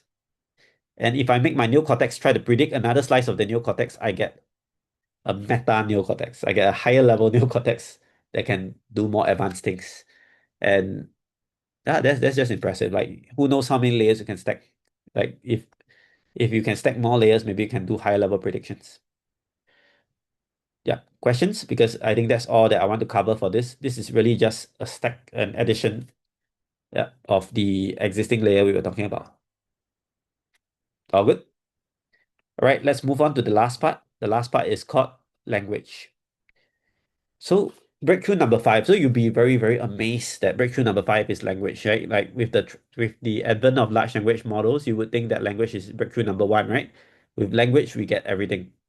Apparently, if you just focus on language alone without the previous few structures, your language alone is just a shell. Like it's just representing something that you have no idea what it is. So yes, your large language model might appear to understand theory of mind, um, but it might just be a shell of it because like you could just see examples of previous theories of mind and you come up with the right correlations. Then you ask the LM to explain what's physics. When the pen drops down, where will it go? Usually it fails at such physics tests, unless of course you give it training data on physics text. Yeah, so it's really like it's mimicking cognition without cognition, if you get what I mean. Like it's just pattern matching. It's just like the automatic version of your basal ganglia. You're trying to do next token prediction, but you don't have the substance to fully understand what's going on. So this means that the LM paradigm is nice. It's just that it's missing quite a lot of essential ingredients to make it work Sorry, fully. I want to play the devil's advocate Yeah, go here. ahead, go ahead. I would argue, uh, it is also you're talking about substance, but think about how long it takes human to actually learn a physics that how we now think as very intuitive physics. It takes how many years, how many decades, or how many centuries? And I feel like for human, it's also a progressive thing. You are saying, oh, give and you only they can only learn if you give them relevant data. How is it not true for human? You yeah, so that's my counterpoint, yes. Yeah, but LMs don't learn like automatically, right? They don't learn adaptively. You give them the training data. So in the meta paper we cover on the system 1 and system 2, like it no, is it system I think it's system 1 and system 2. Basically the training data is all given by the researchers. They don't get to choose like, oh, which sensory stream I want to focus on. Like so you cannot say that the LM fulfills the other criteria earlier. No, no, no. Sorry. I was just clarify. Let me clarify. I was just focusing on this point, which is uh on the things people find intuitive, such as very basic physics, gravity or whatever. All this, right? Yes, like and have been shown to not be perfect at it, but we also see the trend of progress on this area as well. My point is, I think it also takes human experience to learn it. Much like except because we are much more efficient at learning this, we also like can get signals from different modalities because we actually get to experience this, so it's much faster for us. But essentially, it's kind of the same, right? You mean the way we learn and the way LMs Not the learn? way because we have more modality. The what I mean by similar is we do not came born with innate understanding of physics. We also learn it through experience. In other words, data. Actually, I do think we have some innate understanding of physics when we are born. Like we can track objects like pretty much the moment we are born. Like human babies can see like a finger and follow the hand. Yeah, follow the That, finger with their that's eyes. not true, right? I think newborn baby can't do that. Can they can. They can. Only after a few months or half a year. But that's Oh no, not no, a quite. immediately above, they can do that already. But object tracking is not the intuitive physics I'm talking about. I'm talking about like gravity, inertia. Things cannot spontaneously appear or Yeah, disappear, that one things takes a like that. while, like object permanence. Yeah, Yeah. so it also takes human experience to learn it. Mm, of Well, course, we always take some time to learn stuff, but I'm saying that we are born with some biases already. We're not born from scratch, like ground zero. We already have some innate biases. They are essential for sorry, learning. Yeah, yeah, Derek, please go ahead. sorry. Yeah, I had to interject, but for things such as yes, like object permanence, that does require at least a bit of training data or human experience. But in terms of physics, there is evidence of newborns, and there's child psychology papers on it. Concepts such as falling and edge avoiding, such as corners and whatnot, or tabletops. It is proven conclude. I would say conclusively, but definitely like repeatability in terms of consistent, regardless of background, consistent newborn performance, consistently showing an understanding of falling and edges. And they can even fake an edge with optical illusions, right? Or fake edges. And they show a consistent understanding, intuitive understanding, almost pre-programmed.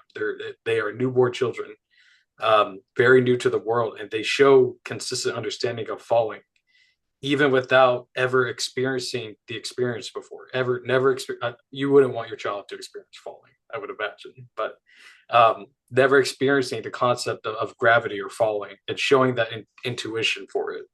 So there is a lot that is biased in a newborn child. Now there are things that need to be learned, like object permanence, like social context, right? Like social cues, right? These are all things that have been explored and have been shown to need experience, training data, whatever you want to call it. But no, like the physics side, there is intuitive physics involved in children. So what John's saying is correct. Like there is definitely like pre-programmed bias, regardless of what it may look like. Is different conversation. We need to understand what it looks like, how it's biased, how it's imprinted or pre-programmed. But the actual concept, yes, it is very much a bias that is pre-programmed in children or in the architecture of newborns.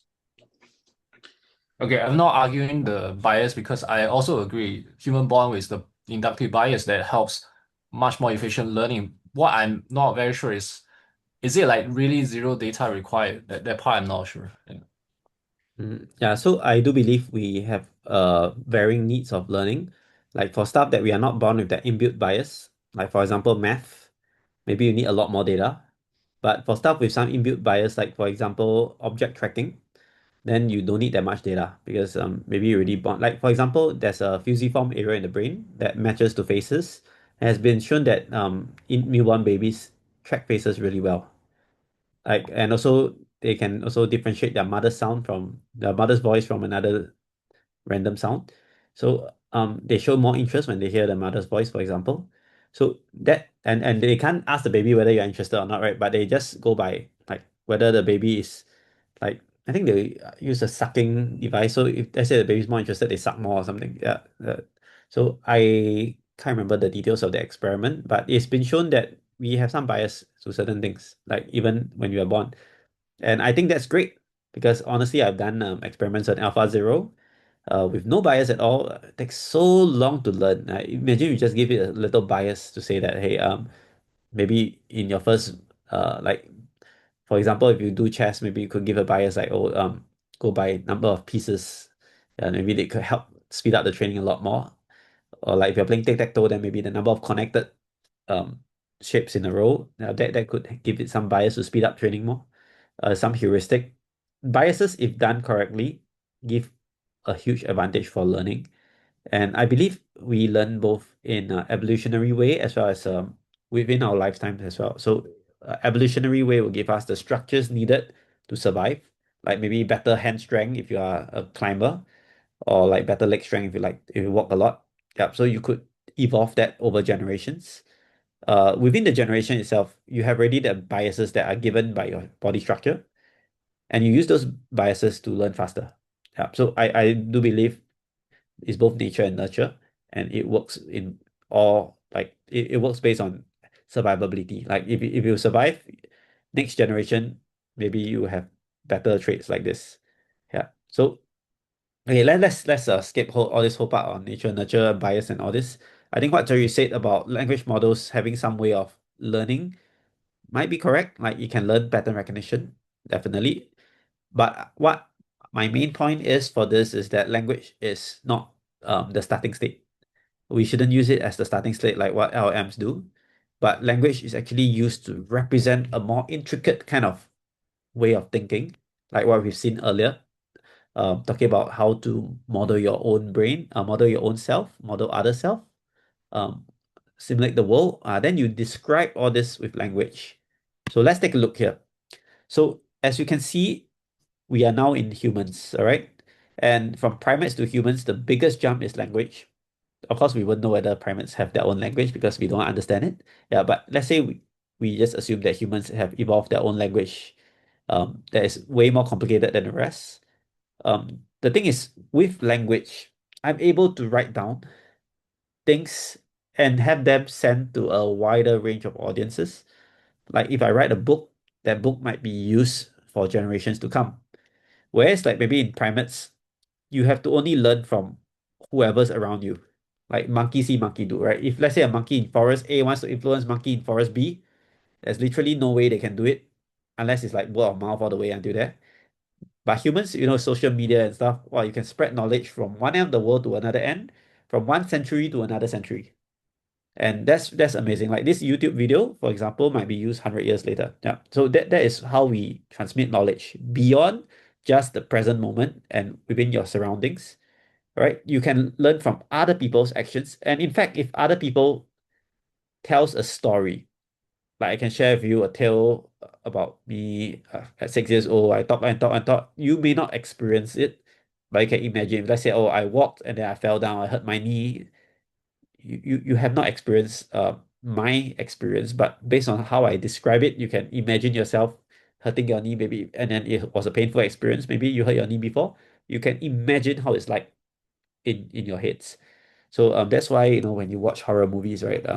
It's not a good idea because you actually imagine it happening to you.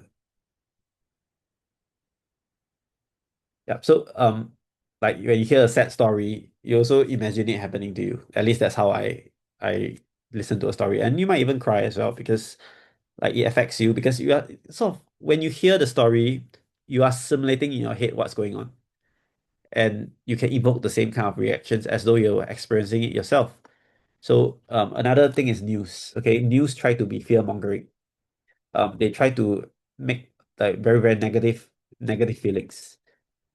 So in general, I try to avoid reading the news also because I find that like try to sensationalize things a lot and it affects the calmness and peacefulness of yourself. So usually the news I read are tech news that are more neutral. Yeah, I try to avoid the hype like oh OpenAI is so great, cloud is so great. Every new update, everything is great. Yeah, so there's no need to look at all this. You just really need to see what people use. So just use this example as a way to say that language affects the self because based on what you read, it actually affects you because you try to simulate things. And this is actually not what a language model is doing. They don't really feel hurt, happy, or they don't have this kind of thing because they don't have the right structures to do it. I say right structures means right for human. Whether or not we want AI to become more human, I don't know. Maybe a good and useful AI is like a large language model. You don't need it to model emotions. There's no need to model theory of mind of other people or yourself. There's no need to do world model prediction. You just need to output like, oh, I want 5 sources that talk about pollution. Then it searches and outputs 5 sources. Yeah, good enough. Yeah, we don't need to have, hey, I'm not gonna search pollution for you because pollution is a horrible word. I'm not gonna do it. You don't really want an AI that does that, right? Yeah, so it's good enough. You don't have to model the human for an AI. Yeah, just whatever system it is. But what I'm saying is that if you can use language, you can transmit your ideas from one to another, and the recipient can also like sort of simulate how it would be like, and you can learn from the imagined actions. quite cool, right? You can learn from imagined actions. Can you believe it? Like, I don't even need to see you do something. Like, for example, to do a card trick. I don't need to see you do a card trick to learn how to do it. I could just like maybe you tell me, oh, spread the cards, ask the audience to pick a card. Yeah, I don't need to see any picture or what. Just based on those words, I can try to imagine what's going on. Or tie a knot. But tie a knot, you need a diagram. It's quite hard to tie. Yeah, it's very, very it's quite amazing, right? You can just listen to me talk and you can understand what I'm talking about just by hearing me. I don't even need to do any action. Yeah. That is that's sort of the pinnacle of where our intelligence reach, transmitting stuff through language. And with that, you can see that, okay, this diagram is a bit like, I have no idea where they got this from, but the idea is that with language, you are able to share knowledge with one another, share knowledge, and you achieve something like hive mind where, like all contributes to one idea. And this is what you can see in research right now. Like, let's say everyone loves large language models. Suddenly, large language model, we have reasoning models. We have stuff that can do memory, episodic memory, put in parts of the brain inside, simulate theory of mind. Suddenly, with one substrate, you have so many ideas based on it, right? Research. So this is not possible without language. Without language, you can do your experiment A, another one can do experiment B. We have no idea what is doing what. And that's why you see in the past without social media, without internet, lots of duplicate work. Like for example, the most famous part of duplicate work is the idea of backpropagation. Okay, most people will associate with Hinton, but actually there are like 2+ other researchers. You see, I also can't remember their name, so sorry about that. Yeah, have to go and search backpropagation, you'll see like came out with the same idea. So this is something that like with language you are able to spread your ideas. Like with social media and internet, we are able to spread them at an even rapid rate. And so idea complexity grows over time. And if I were to add in with AI assistance, you you speed up the idea generation better because you are able to tap on past ideas more. Yep. So we actually can see the growth going upwards. For more information, you can see the book called Ray Kurzweil. Oh, I hope I spelled his name correctly. The book is called The Singularity is Near. Yeah, very, very, very, very insightful book about how AI could help to speed up the singularity. And the recent book he made is called The Singularity is Nearer. You can also read that. Yeah. So I think we are reaching a point of time with language. And now I think breakthrough number 6, not stated in the book, I think breakthrough number 6 is AI. With AI and us interacting together, we will definitely reach a exponential growth in terms of our ideas and development. Yeah, Robert, yeah, you want to say something? Have you read Max Tegmark's book, Human 3.0? No. Should I read it?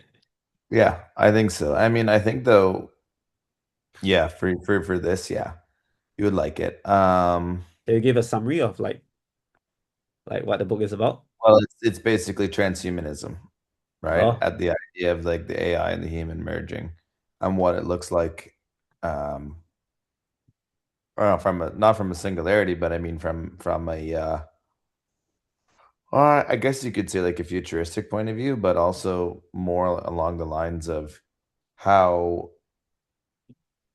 we human beings are willing to adapt to change versus how AI doesn't adapt, it evolves. It's quite different. okay, I'll read it. Max Techmark, right? Yeah. Human Yeah, 3. yeah, Hey, yeah. cool. All right, so I think you all agree with this because we are all like AI people. So um, language plays a huge role. AI will play a huge role as well. AI is actually playing a huge role already. So that's all for the book, Brief History of Intelligence. I think it's a great book covering how basic intelligence grew from like bilateral, like a nematode, with being able to sense things one by one. I just briefly run through again before we go through the questions. Being able to sense things with their single neurons and then be able to go to motor neurons. After that, um, we go to vertebrates that are able to sense more with the cortex to do pattern recognition and the basal ganglia to learn future rewards. Like so you can predict a reward without receiving it. Right? After that, we simulate things with the neocortex, and this is one of the huge breakthroughs because you are able to do simulation. You can do some form of a world model prediction, and you can also do like a fast and slow kind of learning. And like based on this simulation, you can simulate yourself as well, come up with your goals, and then you learn from a higher level place called the goal rather than just the reward of the environment. Right? And you can then do the more common stuff to automate it. So you have a fast system, a slow system, and they work together so that you expend less energy and still can survive quite well. Okay, of course, ideally everything you want the slow system, but we don't have enough energy for that. Yeah, right. So next we predict people's minds by just asking the neocortex to model itself. That's awesome, right? Just I wonder how many layers you can stack, right? And then after that, you have language that enables you to transmit whatever you have to other people without even needing to interact with them. Yeah, so that's really amazing. So questions to ponder, right? This is the one that I was talking about at the language part. If language is the last breakthroughs, are LMs using language-based token prediction not the first step we should take? Should we do world models and reinforcement learning first? So I'll give my answer first. I think yes, if we want to model a human, because like you need the right structures to understand language. Okay. And no, if you want an AI that does language-based stuff. So stuff like law, like for humans, maybe it's very hard to extract and retrieve the relevant passages and so on. AI can do it quite well because they can do pattern recognition and simulate like no, not simulate that pattern recognition and like fill in maybe like what should I write next. You can do that to like maybe retrieve out the right passages. Maybe not law because law requires some reasoning which LMs may not be able to cover that well. Like stuff like you want to consolidate maybe a finance report, or you want to collate or summarize a medical report, provided you have enough training data. Yeah, like AI can do it pretty well. But I mean, sentiment analysis it can do very well. So you can say, is it positive sentiment, negative sentiment? How many stars should I give? In terms of the rating, yeah, you can do this really, really well, and you don't need to simulate the world for that. You don't need a world model to do sentiment analysis. Yeah, not really required. I can just read the text and then like I can just say I'm very sad. Then if you see the word sad appear a lot of times, then of course you give it a low sentiment, a sentiment of sad maybe. Yep. So you don't really need to simulate the world to understand how to do all those. So LMs are very useful for a wide variety of tasks, except if you want to model a living organism that is adaptive and able to learn, then maybe we are still missing some structures. All right. Yeah, go ahead. Who wants to continue to add on? Yeah, so I know it's going to sound wild, but human beings are separated because of a FOXP2 gene, supposedly. Now, I'm not an expert in this category, but I just looked that up, and supposedly there's something called the FOXP2 gene, which also has a lot of vocal mutations, like side effects, if that gene is not sound. My question is it possible? Because there are such things as like clairvoyants or savants who are able to basically, I mean, I've had family members who are schizophrenic as well, who are able to say things that they've never ever heard the word in their entire life and just but the words are real. And like the language comes from a different place, like context awareness. I don't know how to explain it because like I've seen people use words that I'm like, where'd you learn that? And they Yeah, have no, no no, idea no where. problem. Yeah, I'm aware. There are people like channelers, mediums that can channel knowledge that they have no idea where it came from, but they're able to connect to that source. Yeah, so this is something that modern science cannot explain.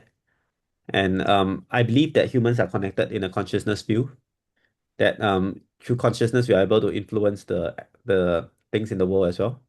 So I think this is something that so at first I spent about 6 months to a year reading on consciousness stuff.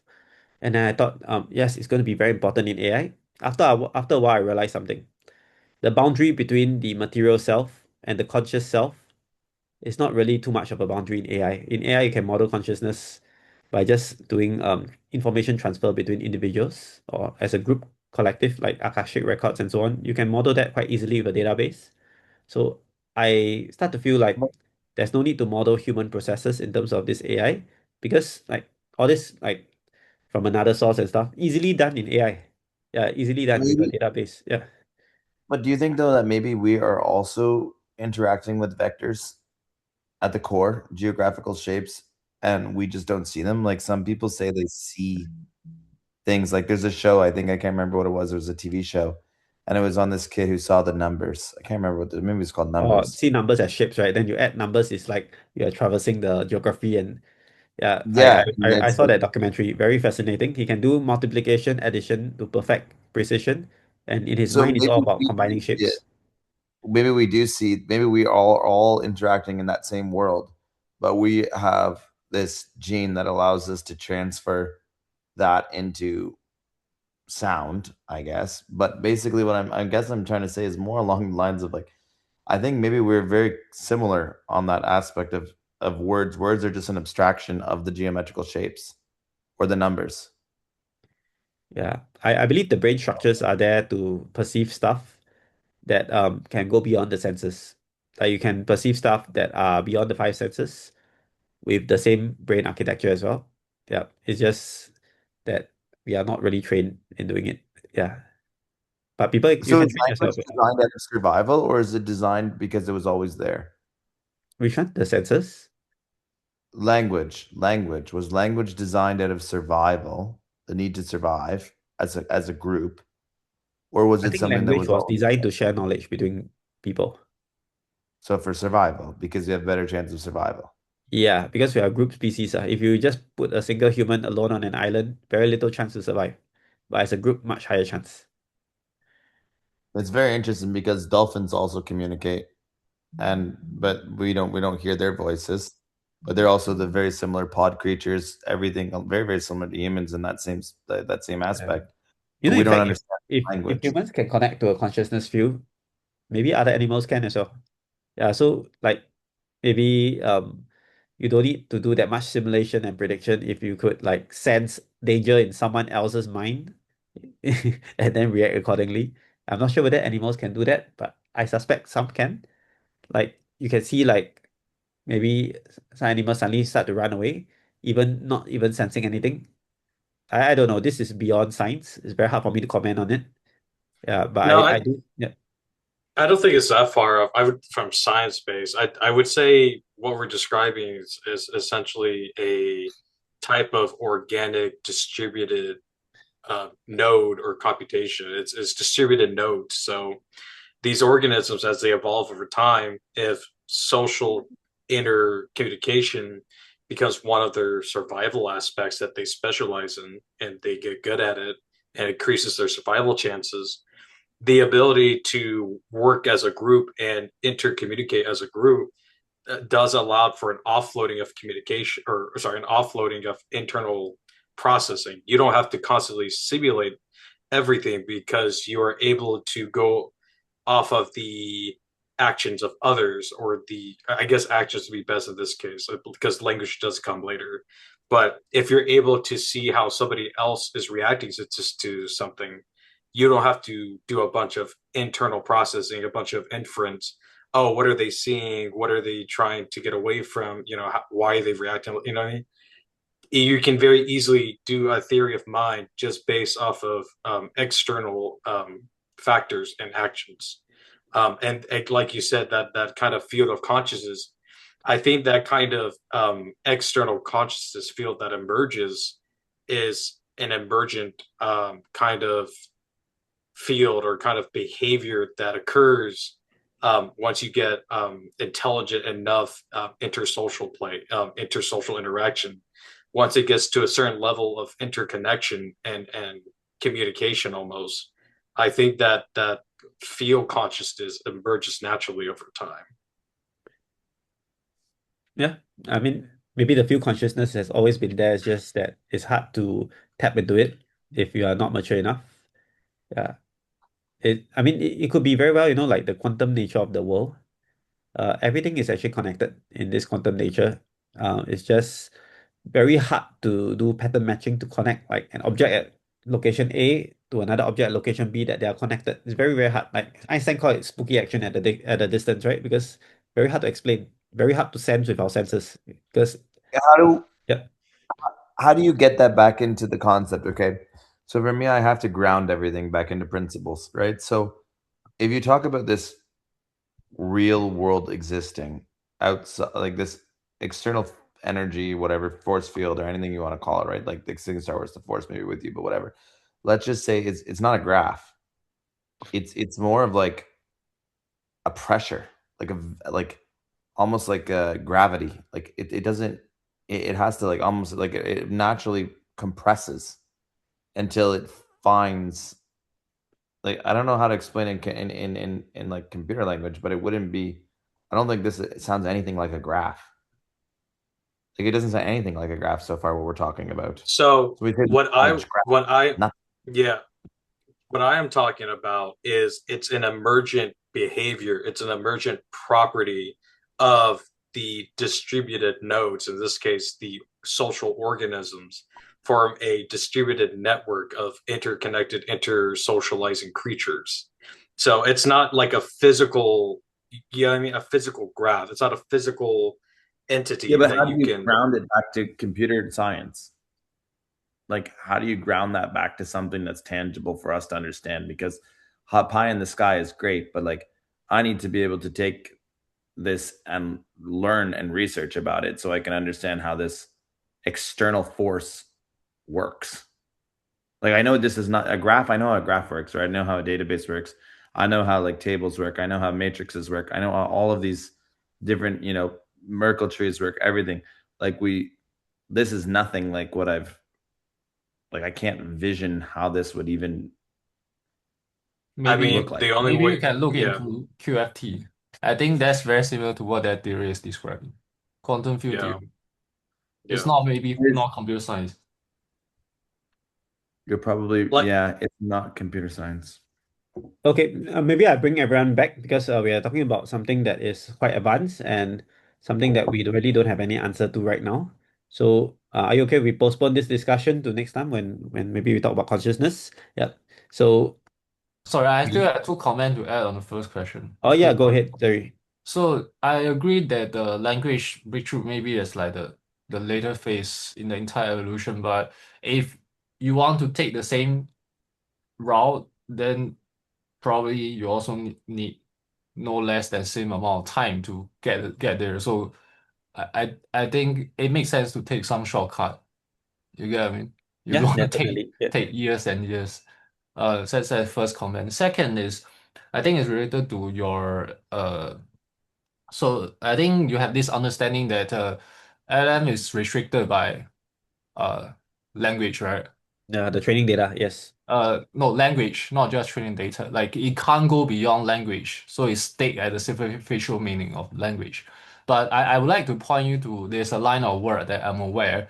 So they basically do something like they use completely random scrambled tokens to train an LLM. So it carries like semantically you can't tell any like there's no meaning.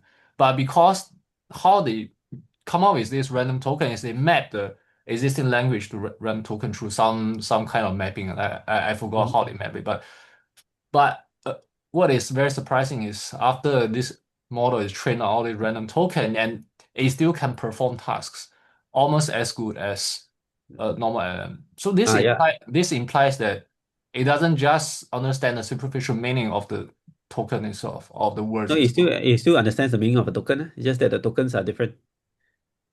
So you Uh, can see that this means that regardless how you scramble your vocabulary, as long as your vocabulary is consistent in the same set of text, um, you can still sort of understand the text. So it's like unlike humans where you only recognize a certain word, um, the LM can form semantics for any token, like, and it's still pretty much a token-based understanding rather okay, than I need to get. I only know like I didn't. I only roughly know. I need to like read more details. Just want to point you to this paper. Maybe you can review or whatever. So no, that's no all. problem. Fascinating paper. Yeah. Confirms again the idea that LMs don't understand an internal world model or like model the self or model the world. They are just modeling token space. And that's good enough for a lot of tasks. Don't get me wrong. I'm not slamming large language models here. I personally use large language models and I like them a lot. Helps with coding. Great stuff. Oh, because that's like the take I mentioned is not my own take, it's the take of the author of the paper. So I don't know. Maybe I missed some part of the paper, but So that's is the author saying that the LLMs understand more than language? yes. Okay, I guess in this Exactly. case, is the language means like English or like a potential like language that the training is based on, like proper words and so Uh, on. But to me, language is a bit more general. Language is any set of tokens that form some meaning. So I guess if they scramble the tokens, I still consider it some language. Just that it's not a okay. Maybe human we can language. discuss another time after I give you another round of really. No worries, yeah. But great paper. I love it. I love that paper. Yeah. Quite interesting, right? Like that you don't need to be proper words for it to work. Actually, I've trained LMs on sequences of RNA sequences, and it worked pretty well to predict RNA proteins as well. Sorry, RNA sequences given like the function of the RNA. Yeah, I tried this for a hackathon. Yeah. So I kind of roughly know that LLMs can do more than just English or like you can do code pretty well. Yeah, you can do random symbols pretty well. So uh yeah, that's why I say LLMs don't need to model humans to perform its role. Sometimes you don't want another human to talk to you when you do stuff. Like for example, ask it to do research on 20 papers. Imagine asking a human to do that. After a while, I'll be like, I'm not gonna do your research for you.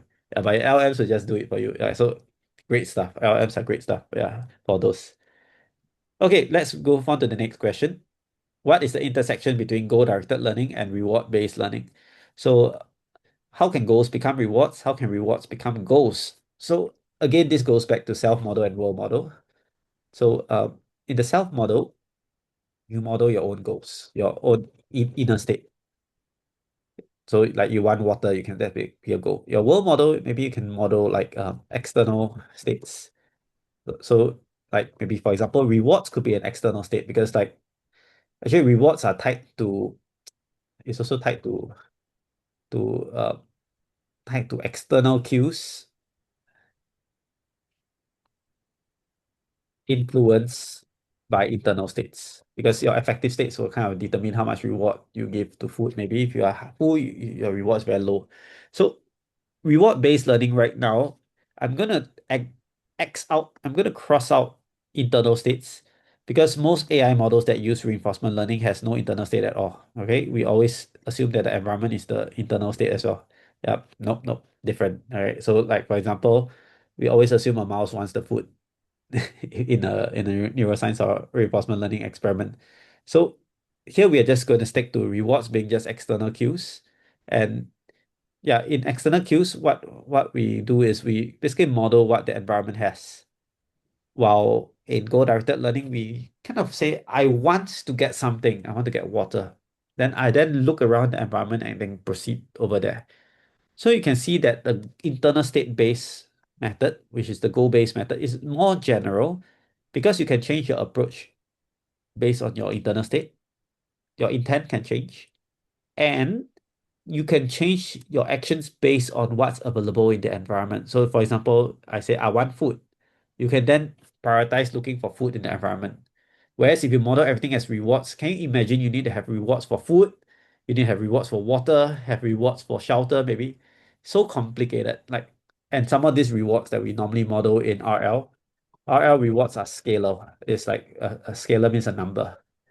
And it's so hard to model stuff when your reward is just a number. Like if I say the reward is 5 versus a reward of 3, maybe in chess it's okay because like a winning position of +5 is better than +3. But in the real world, what does +5 and +3 mean?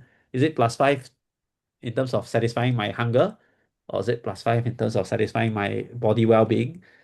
Very, very hard to model that. But if you have goals, you can say, oh, I want water, I want food, becomes much more clearer and easier to understand. And I would say that the distinction between both of them actually is not that far off. It just depends on what you model. If you model the external sensors, you get a reward-based model.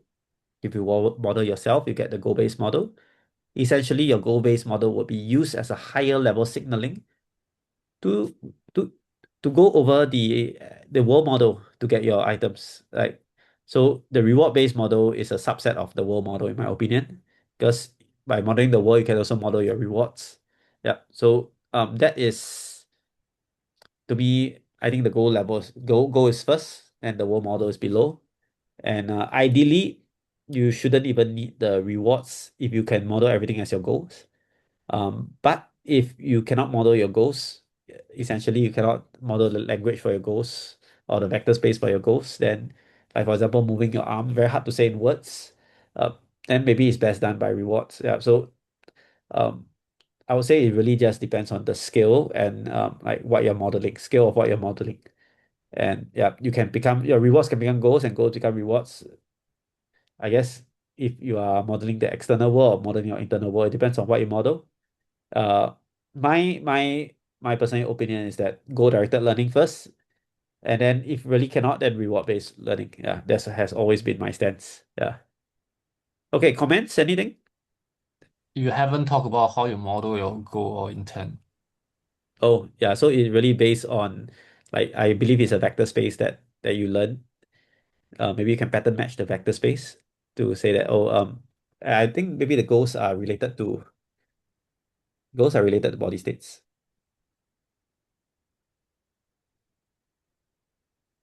So it's not just like anything. Like it could be a state like I want water, I want food. Like higher level goals, maybe I want to read information and stuff. It's also related to a body state.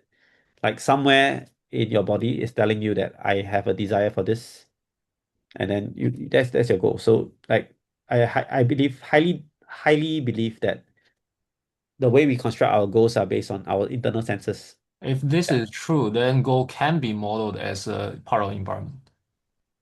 Uh, if you know your body states as part of the environment. Yeah, Yes. yeah. It's just like in robotic case. Like, of course, I know my body states, but just now you said goal cannot be modeled as part of environment. But if this is true, goal can be If modeled as if part. we are considering the environment as part of the self, then yes. But here I want a distinction between the environment and yourself. That's my argument. I don't see the point of doing that. Then you can model other people as well. Like if you just model yours, Exactly. You also can model other people as part of environment it's because really to you really that's hard part of to. environment, but I see no distinction between model other people, including their mental state as part of environment versus modeling yourself, your own agent's mental state or whatever state. I That's guess why it I becomes argue. a bit complicated to use the environment world model um for other people if you're modeling yourself. Like I guess the advantage of that is everything is unified in MDP formulation, so you can do whatever like RL or whatever. I mean, everyone's entitled to their views. So personally, I'm not really too much in the RL camp. So RL, of course, will say that people in RL will of course say that RL can explain everything if you model them high level enough.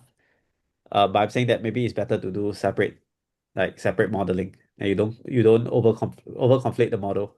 Like RL, if you apply for multi-agent usage, very, very hard to learn the rewards. I can tell you, very, very hard to learn because like whose credit should I assign to? Is it your credit, my credit, the other agent's credit?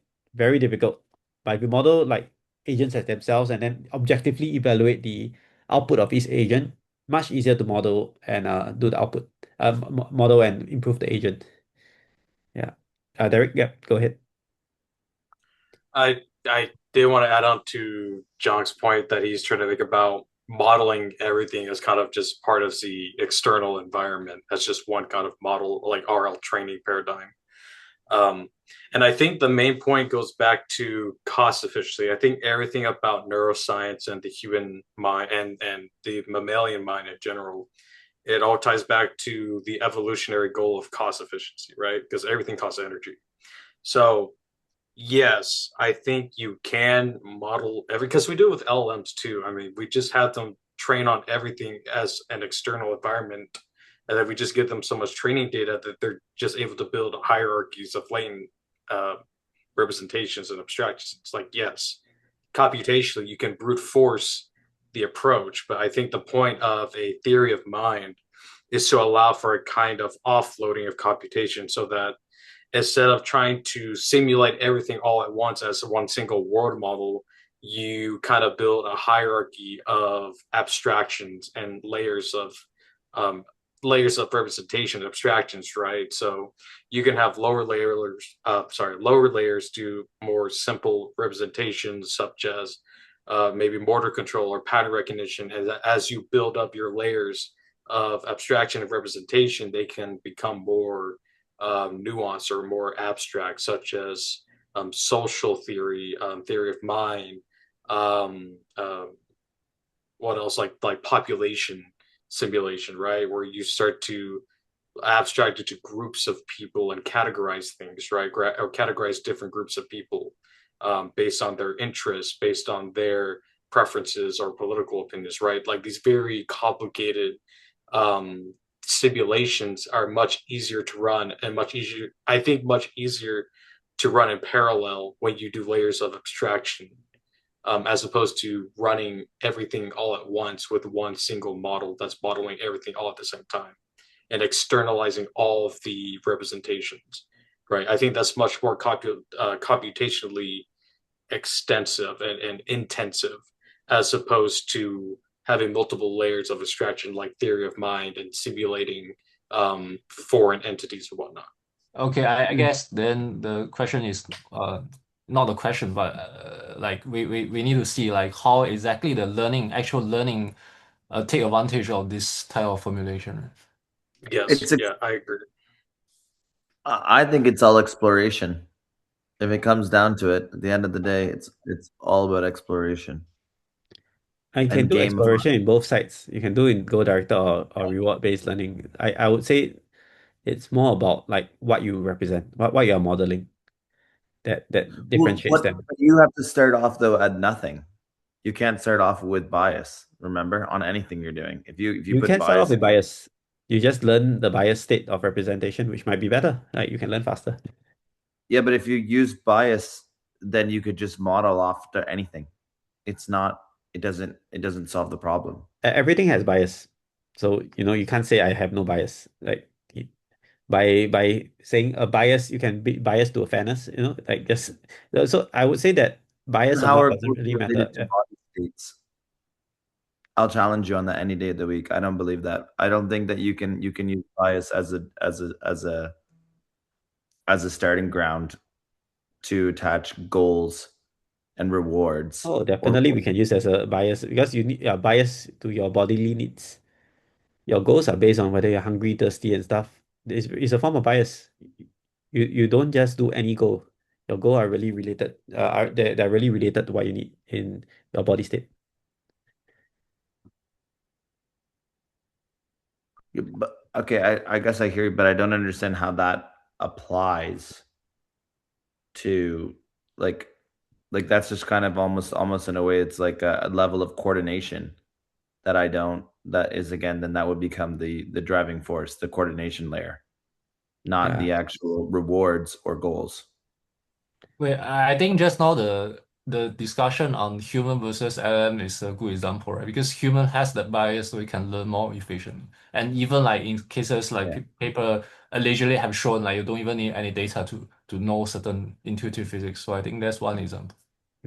Yeah, if you have certain biases, you will learn faster if your environment um is good for those biases. Like for example, if your environment is about detecting people's faces, then face detection is very, very important.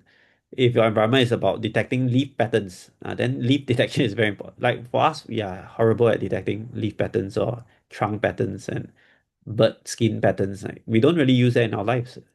Maybe if you train over years looking at tree barks, you can differentiate the different patterns. If not, it's really, really not very important to differentiate those. So yeah, I do believe we have a lot of bias in our, especially in cognition. Vision, for example, you look at all the optical illusions, they tell us the kind of optical biases we have. Like we bias filling in objects. Like for example, if you see a triangle here, right? Let's say if I draw this circle here, I draw this circle here and I draw this. Okay, so I draw in very weird lines, but let's say you look at this. Can you see the triangle here? Okay, so this is an optical illusion. Of course, this is just made of three like Pac-Man shaped stuff, but you can see the triangle here because we are kind of optically primed to fill in shapes. And yeah, this is kind of our optical biases. Because if you don't have this bias, you will just see three Pac-Man figures here, but we fill in the blank space inside. There's other stuff like yellow, blue kind of cognition biases and so on. Very, very clear signs that we are obviously biased when it comes to detecting stuff. Yeah. So I believe we use bias in everything. We are definitely biased in our learning. Without bias, you can't learn. That's my opinion because there's just too much data to learn from. If you don't ground yourself in the right biases, you will take like forever to learn something. Yeah. I know we can talk more about that next time. Yeah. So let's move on. Uh, yeah, I hope that's okay, Robert. Yeah, you okay to move on? Yeah, I hate that the idea that basically the intersection is going to be bias. It doesn't sound. I think every AI is going to be biased, to be honest. Name me something that's not biased. Well, you're supposed to be, if you're supposed to be a judge, right? You're A supposed judge to is fact. biased also. I understand, but if you're supposed to be the world's best judge, there's a movie called Mercy that just hits Amazon, and it's a very, very interesting movie on AI. And the idea is that if facts matter more, then bias it can't have bias. It's really, really interesting to think because But you I agree see, with you. what makes a fact? There's some bias into determining whether something is a fact or something is an opinion, you see? A fact could be like, oh, the sky is blue. Is that a fact? Or is that an opinion? So are you saying that only humans can have bias? No, no, I'm saying that in order to even compartmentalize knowledge into knowledge, we have some biases already because like But for can example, humans are like the we group question is, can humans are the humans the only one that can have bias? no, I think actually all living creatures have some bias. They are biased to stuff that makes you survive. I think Goes back. there's two notion of bias is being discussed right now. One is like we bias towards for example, birds, their body system bias them towards more adapt to flying, right? That's a type of bias, like quote unquote objective bias. But there's the one which is referred to from the movie is like facts versus opinion or other things. This like is a different notion of like more in like psychological or sociological bias. It's a different. Well, Yeah, I will go as far as to say that without bias, you cannot learn. Yeah, that's how extreme my position is. Yeah, but we can discuss about that offline and stuff like that. I'm sure it'll be an interesting discussion. Yeah, I mean, bias help you learn much faster. Like if you, for example, If you think a neural network has no bias, there's weights and biases in there. Like if you look, yeah, there's always a bias. Yeah, if that's the case though, then reverse. So what would be the ultimate form of bias for intelligence? Is I it would say that efficiency or is intelligence it only effectiveness? exists because there's a bias for survival.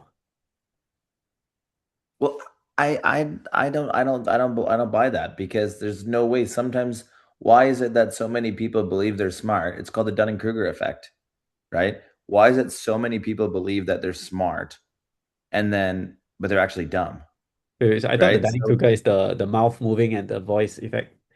Or is there another one? no, it's the Dunning-Kruger is when the basically the like the human believes that they're much smarter than they actually are. So then they believe their own bias and they're just too stupid to get out of their way. They're just too ignorant. And that's real. So it's like I don't see bias as like, I don't know. It's a coordination engine at the end of the day for human beings. How to coordinate their worldviews, coordinate everything. But it what is the ultimate bias then in order to form intelligence? If bias is the defining factor of coordination for intelligence, what would the ultimate bias look like? Yeah, I think Survival. it really depends on what you mean by bias here. Like I have a strong feeling that you are trying to make things like fair and objective and remove bias from the equation. Yeah. And I mean I think that's a commendable effort, but I really don't think there's a way to remove bias. Yeah, I really don't think so. Yeah. You might think that you are not biased, but you're using some lens to view it, and that makes it biased. But it's okay to be biased. I think it's all right to be biased. But I maybe we use the word bias too generally and too broadly. Bias could be like maybe a huge um disliking to something or a huge preference for something, then that kind of thing, yeah, you can try to minimize it. You don't judge other people by their color, maybe. Yep, that you could remove those prejudice and stuff like that if you're talking about that kind of bias. Yeah, but here the No, bias I'm talking about is the bias of like what you choose and what you choose to learn. Yeah. but if we all start out equally, let's say everybody is equally, naturally equally, right? And I give you, me, Derek, Zhang, we all have, Jason, we all have this start off at the start. What level of bias will form a higher level of intelligence faster than, because we right now today go to school. This is our education program. We go to school, we get rewarded with credentials, and then we form some level of intelligence. And then we get, that level of approval from our peers, and then we are now considered intelligent. That's our bias. Our bias is to our degrees.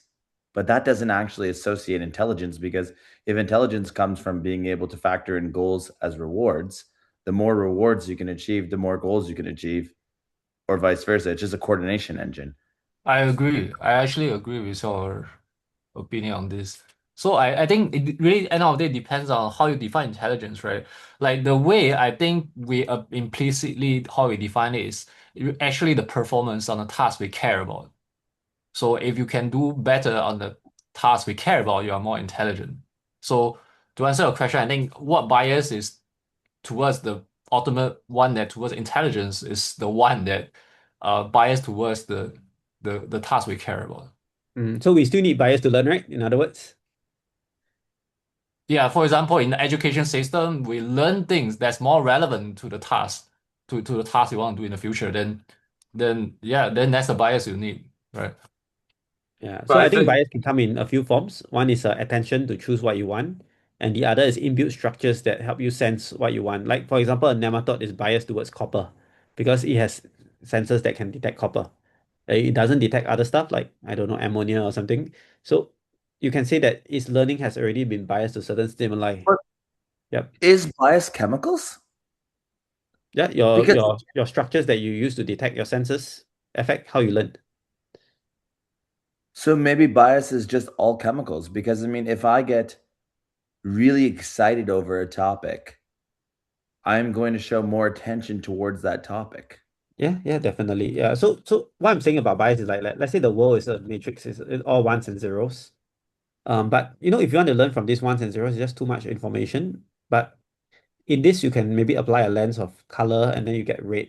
You can apply another lens of sensation and you can get maybe a touch, a light touch. So what I'm saying is that if you have no filters to bias or to extract info from complicated world, if you don't have this, then you cannot learn. So my idea of bias is really just applying a filter for learning. Yeah. So can you agree with this definition? Well, I'm just thinking, I always have to think back to the clone, right? So if I was to clone myself, would I know my bias? Or would somebody have to tell You me may what not I'm know your bias. In fact, even us humans, we don't know our biases because you can be like, isn't it just green color in front?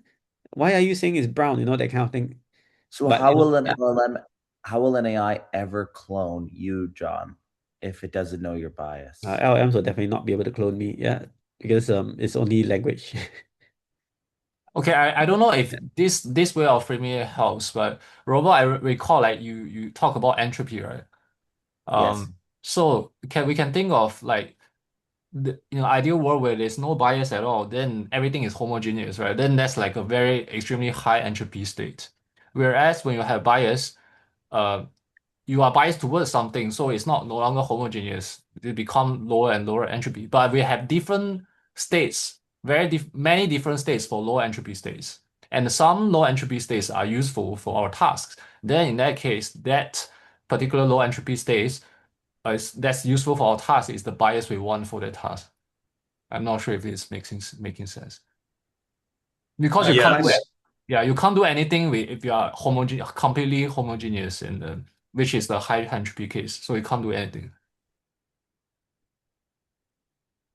So it's basically especially like an evolutionary standpoint, but you're talking about that the basis of the evolution that will create the biases over time, which biases we keep, which biases we don't keep as we evolve over time for whatever, architecture is based on entropy and every I guess I can tie into like energy conservation, but really entropy or entropy loss, right? But I can tie it back into like kind of like almost like in biological evolution, right? And obviously, if we're talking about algorithms, it's entropy. But if we tie back into biological aspects, it's energy efficiency. It's survival, right? Survival is the ultimate bias for self improvement and therefore improving intelligence and then gaining high levels of intelligence. But I think as a larger framework, to kind of put into perspective, not just just purely biological. I think it is entropy based, like you said, entropy based, or in other ways, energy efficiency based, right? It's about minimizing the energy cost, or in your case, the entropy, right? Minimizing the entropy in order to maximize internal balance, essentially, right? The entropy loss and whatnot. So survival in the context of organics, but overall, I would say it's either entropy based or in other ways, energy efficiency based, right? So maximizing your energy efficiency and maximizing your um, your balance with your external environment as well, right? Maximizing your But Derek, sorry to interrupt you there, because that doesn't apply to intelligence. Because if you think about it, the harder I work, the better I'm going to get, right? So like if I'm playing a hockey or I'm playing any sports, the more I like go and practice, the better I'm going to be. It's like the level of intelligence. Like if you produce less, then you obviously are going to become less good at something. Yes, but So I'm again referring to energy efficiency. So there's a correct way and an incorrect way to train. So I body lift, right? I do weightlifting outside of work, right? And there is a efficient way to maximize muscle growth, train my muscles, right? And then there is a very incorrect way to do it. There's a very easy way to have no muscle growth and maximize your muscle tears. I can maximize my workload, maximize my work effort, but it's very easy to destroy all of my work and set myself back. So I am maximizing entropy by doing it in the least efficient way possible. So in this goal of minimizing entropy, I want to focus on energy efficiency, which is where I want to focus on proper form, proper technique, proper nutrients and pre-workout supplements, and proper resistance, right? Balancing my resistance with my lactic acid buildup, like all this science, right? There is a objectively correct way, or you can say objectively correct bias to lean towards to maximize that efficiency and maximize my, again, in this case, it could be an objective, right? The objective is to maximize muscle growth, right? There is a bias that is objectively correct that is leaning towards the broader scope of energy efficiency or entropy, right? We want to follow entropy. We don't want to maximize the inefficiency of our objective. Yeah. Okay. I think I have to interject a bit here because we will spend the next hour talking about this if I don't. Yeah. So Yeah. great discussion. So entropy, survival bias. Robert also talking about how like you can ground things in facts and stuff. I think all these are legitimate points. But ultimately, the idea behind goal-directed and reward-based learning pretty much depends on what you model. So goal-directed more of internal states, reward-based more of environment. Of course, you can say your environment consists your internal states, then everything can be rewards. Sure, that's one camp of view. I'm not going to deny that. But is it the most efficient? I don't know. Yeah, probably not. But yeah, let's move on to the last question. So last question is modeling other minds necessary or just modeling our own internal systems enough? Why do we need group learning? Why is group learning needed? So I'm going to say that you actually don't need to model other minds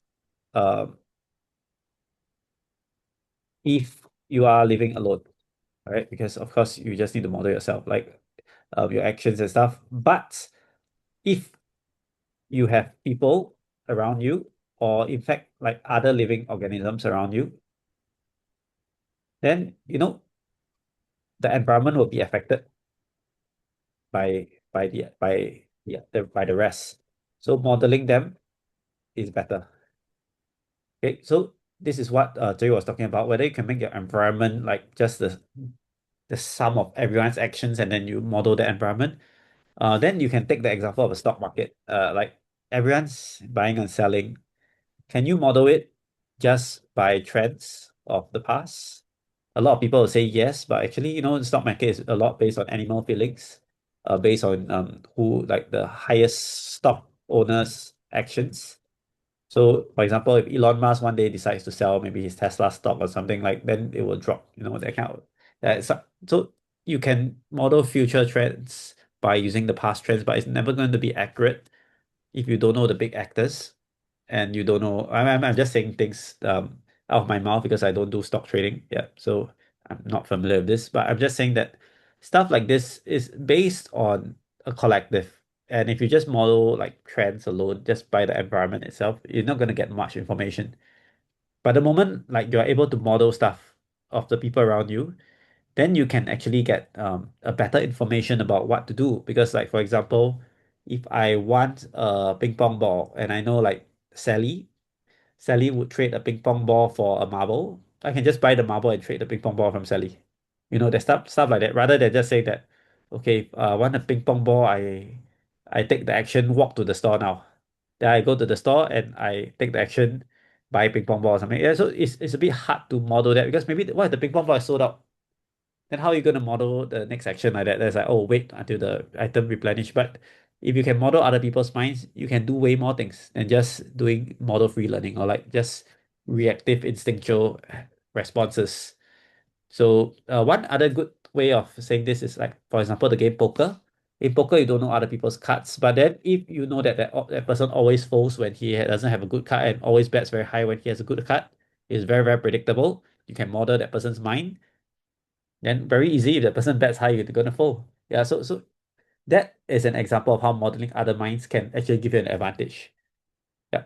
So any other things you want to add? I think group learning is very important, especially when you have people around you, and modeling other people's minds can enable you to learn from other people as well. So it's even more important. Yeah, go ahead. The floor is open. So competition, survival of the fittest doesn't play a role. Survival of the fittest can also be used to, modeling people's minds can help you to survive better if it's survival of the fittest as well. Yep. I would argue that the formation of all of intelligence comes from survival of the fittest. We killed for centuries and centuries until we became civilized, but tribes killed other tribes for years. And intelligence was hoarded and kept inside a clan and a group. And then, so maybe we're just creating the next clan that's going to take us all out. But why is this not group learning? It's still a group learning in the past when clans take out other clans. You learn from it within your group. Yeah, but it's still survival of the fittest, right? So the strongest person wins inside. Well, survival again ties back to the second question: survival and or entropy, whatever. But we'll say survival in this case because we brought it up. Like survival is the ultimate goal and therefore the ultimate bias to our learning, right? It's just that group learning is another type of bias in our learning that greatly accelerates our ability to survive and achieve our objective and accelerate our learning. So by coordinating as a group, as a tribe, we can coordinate and strategize against other tribes, usurp resources, take territory, right? Very chimpanzee sociology.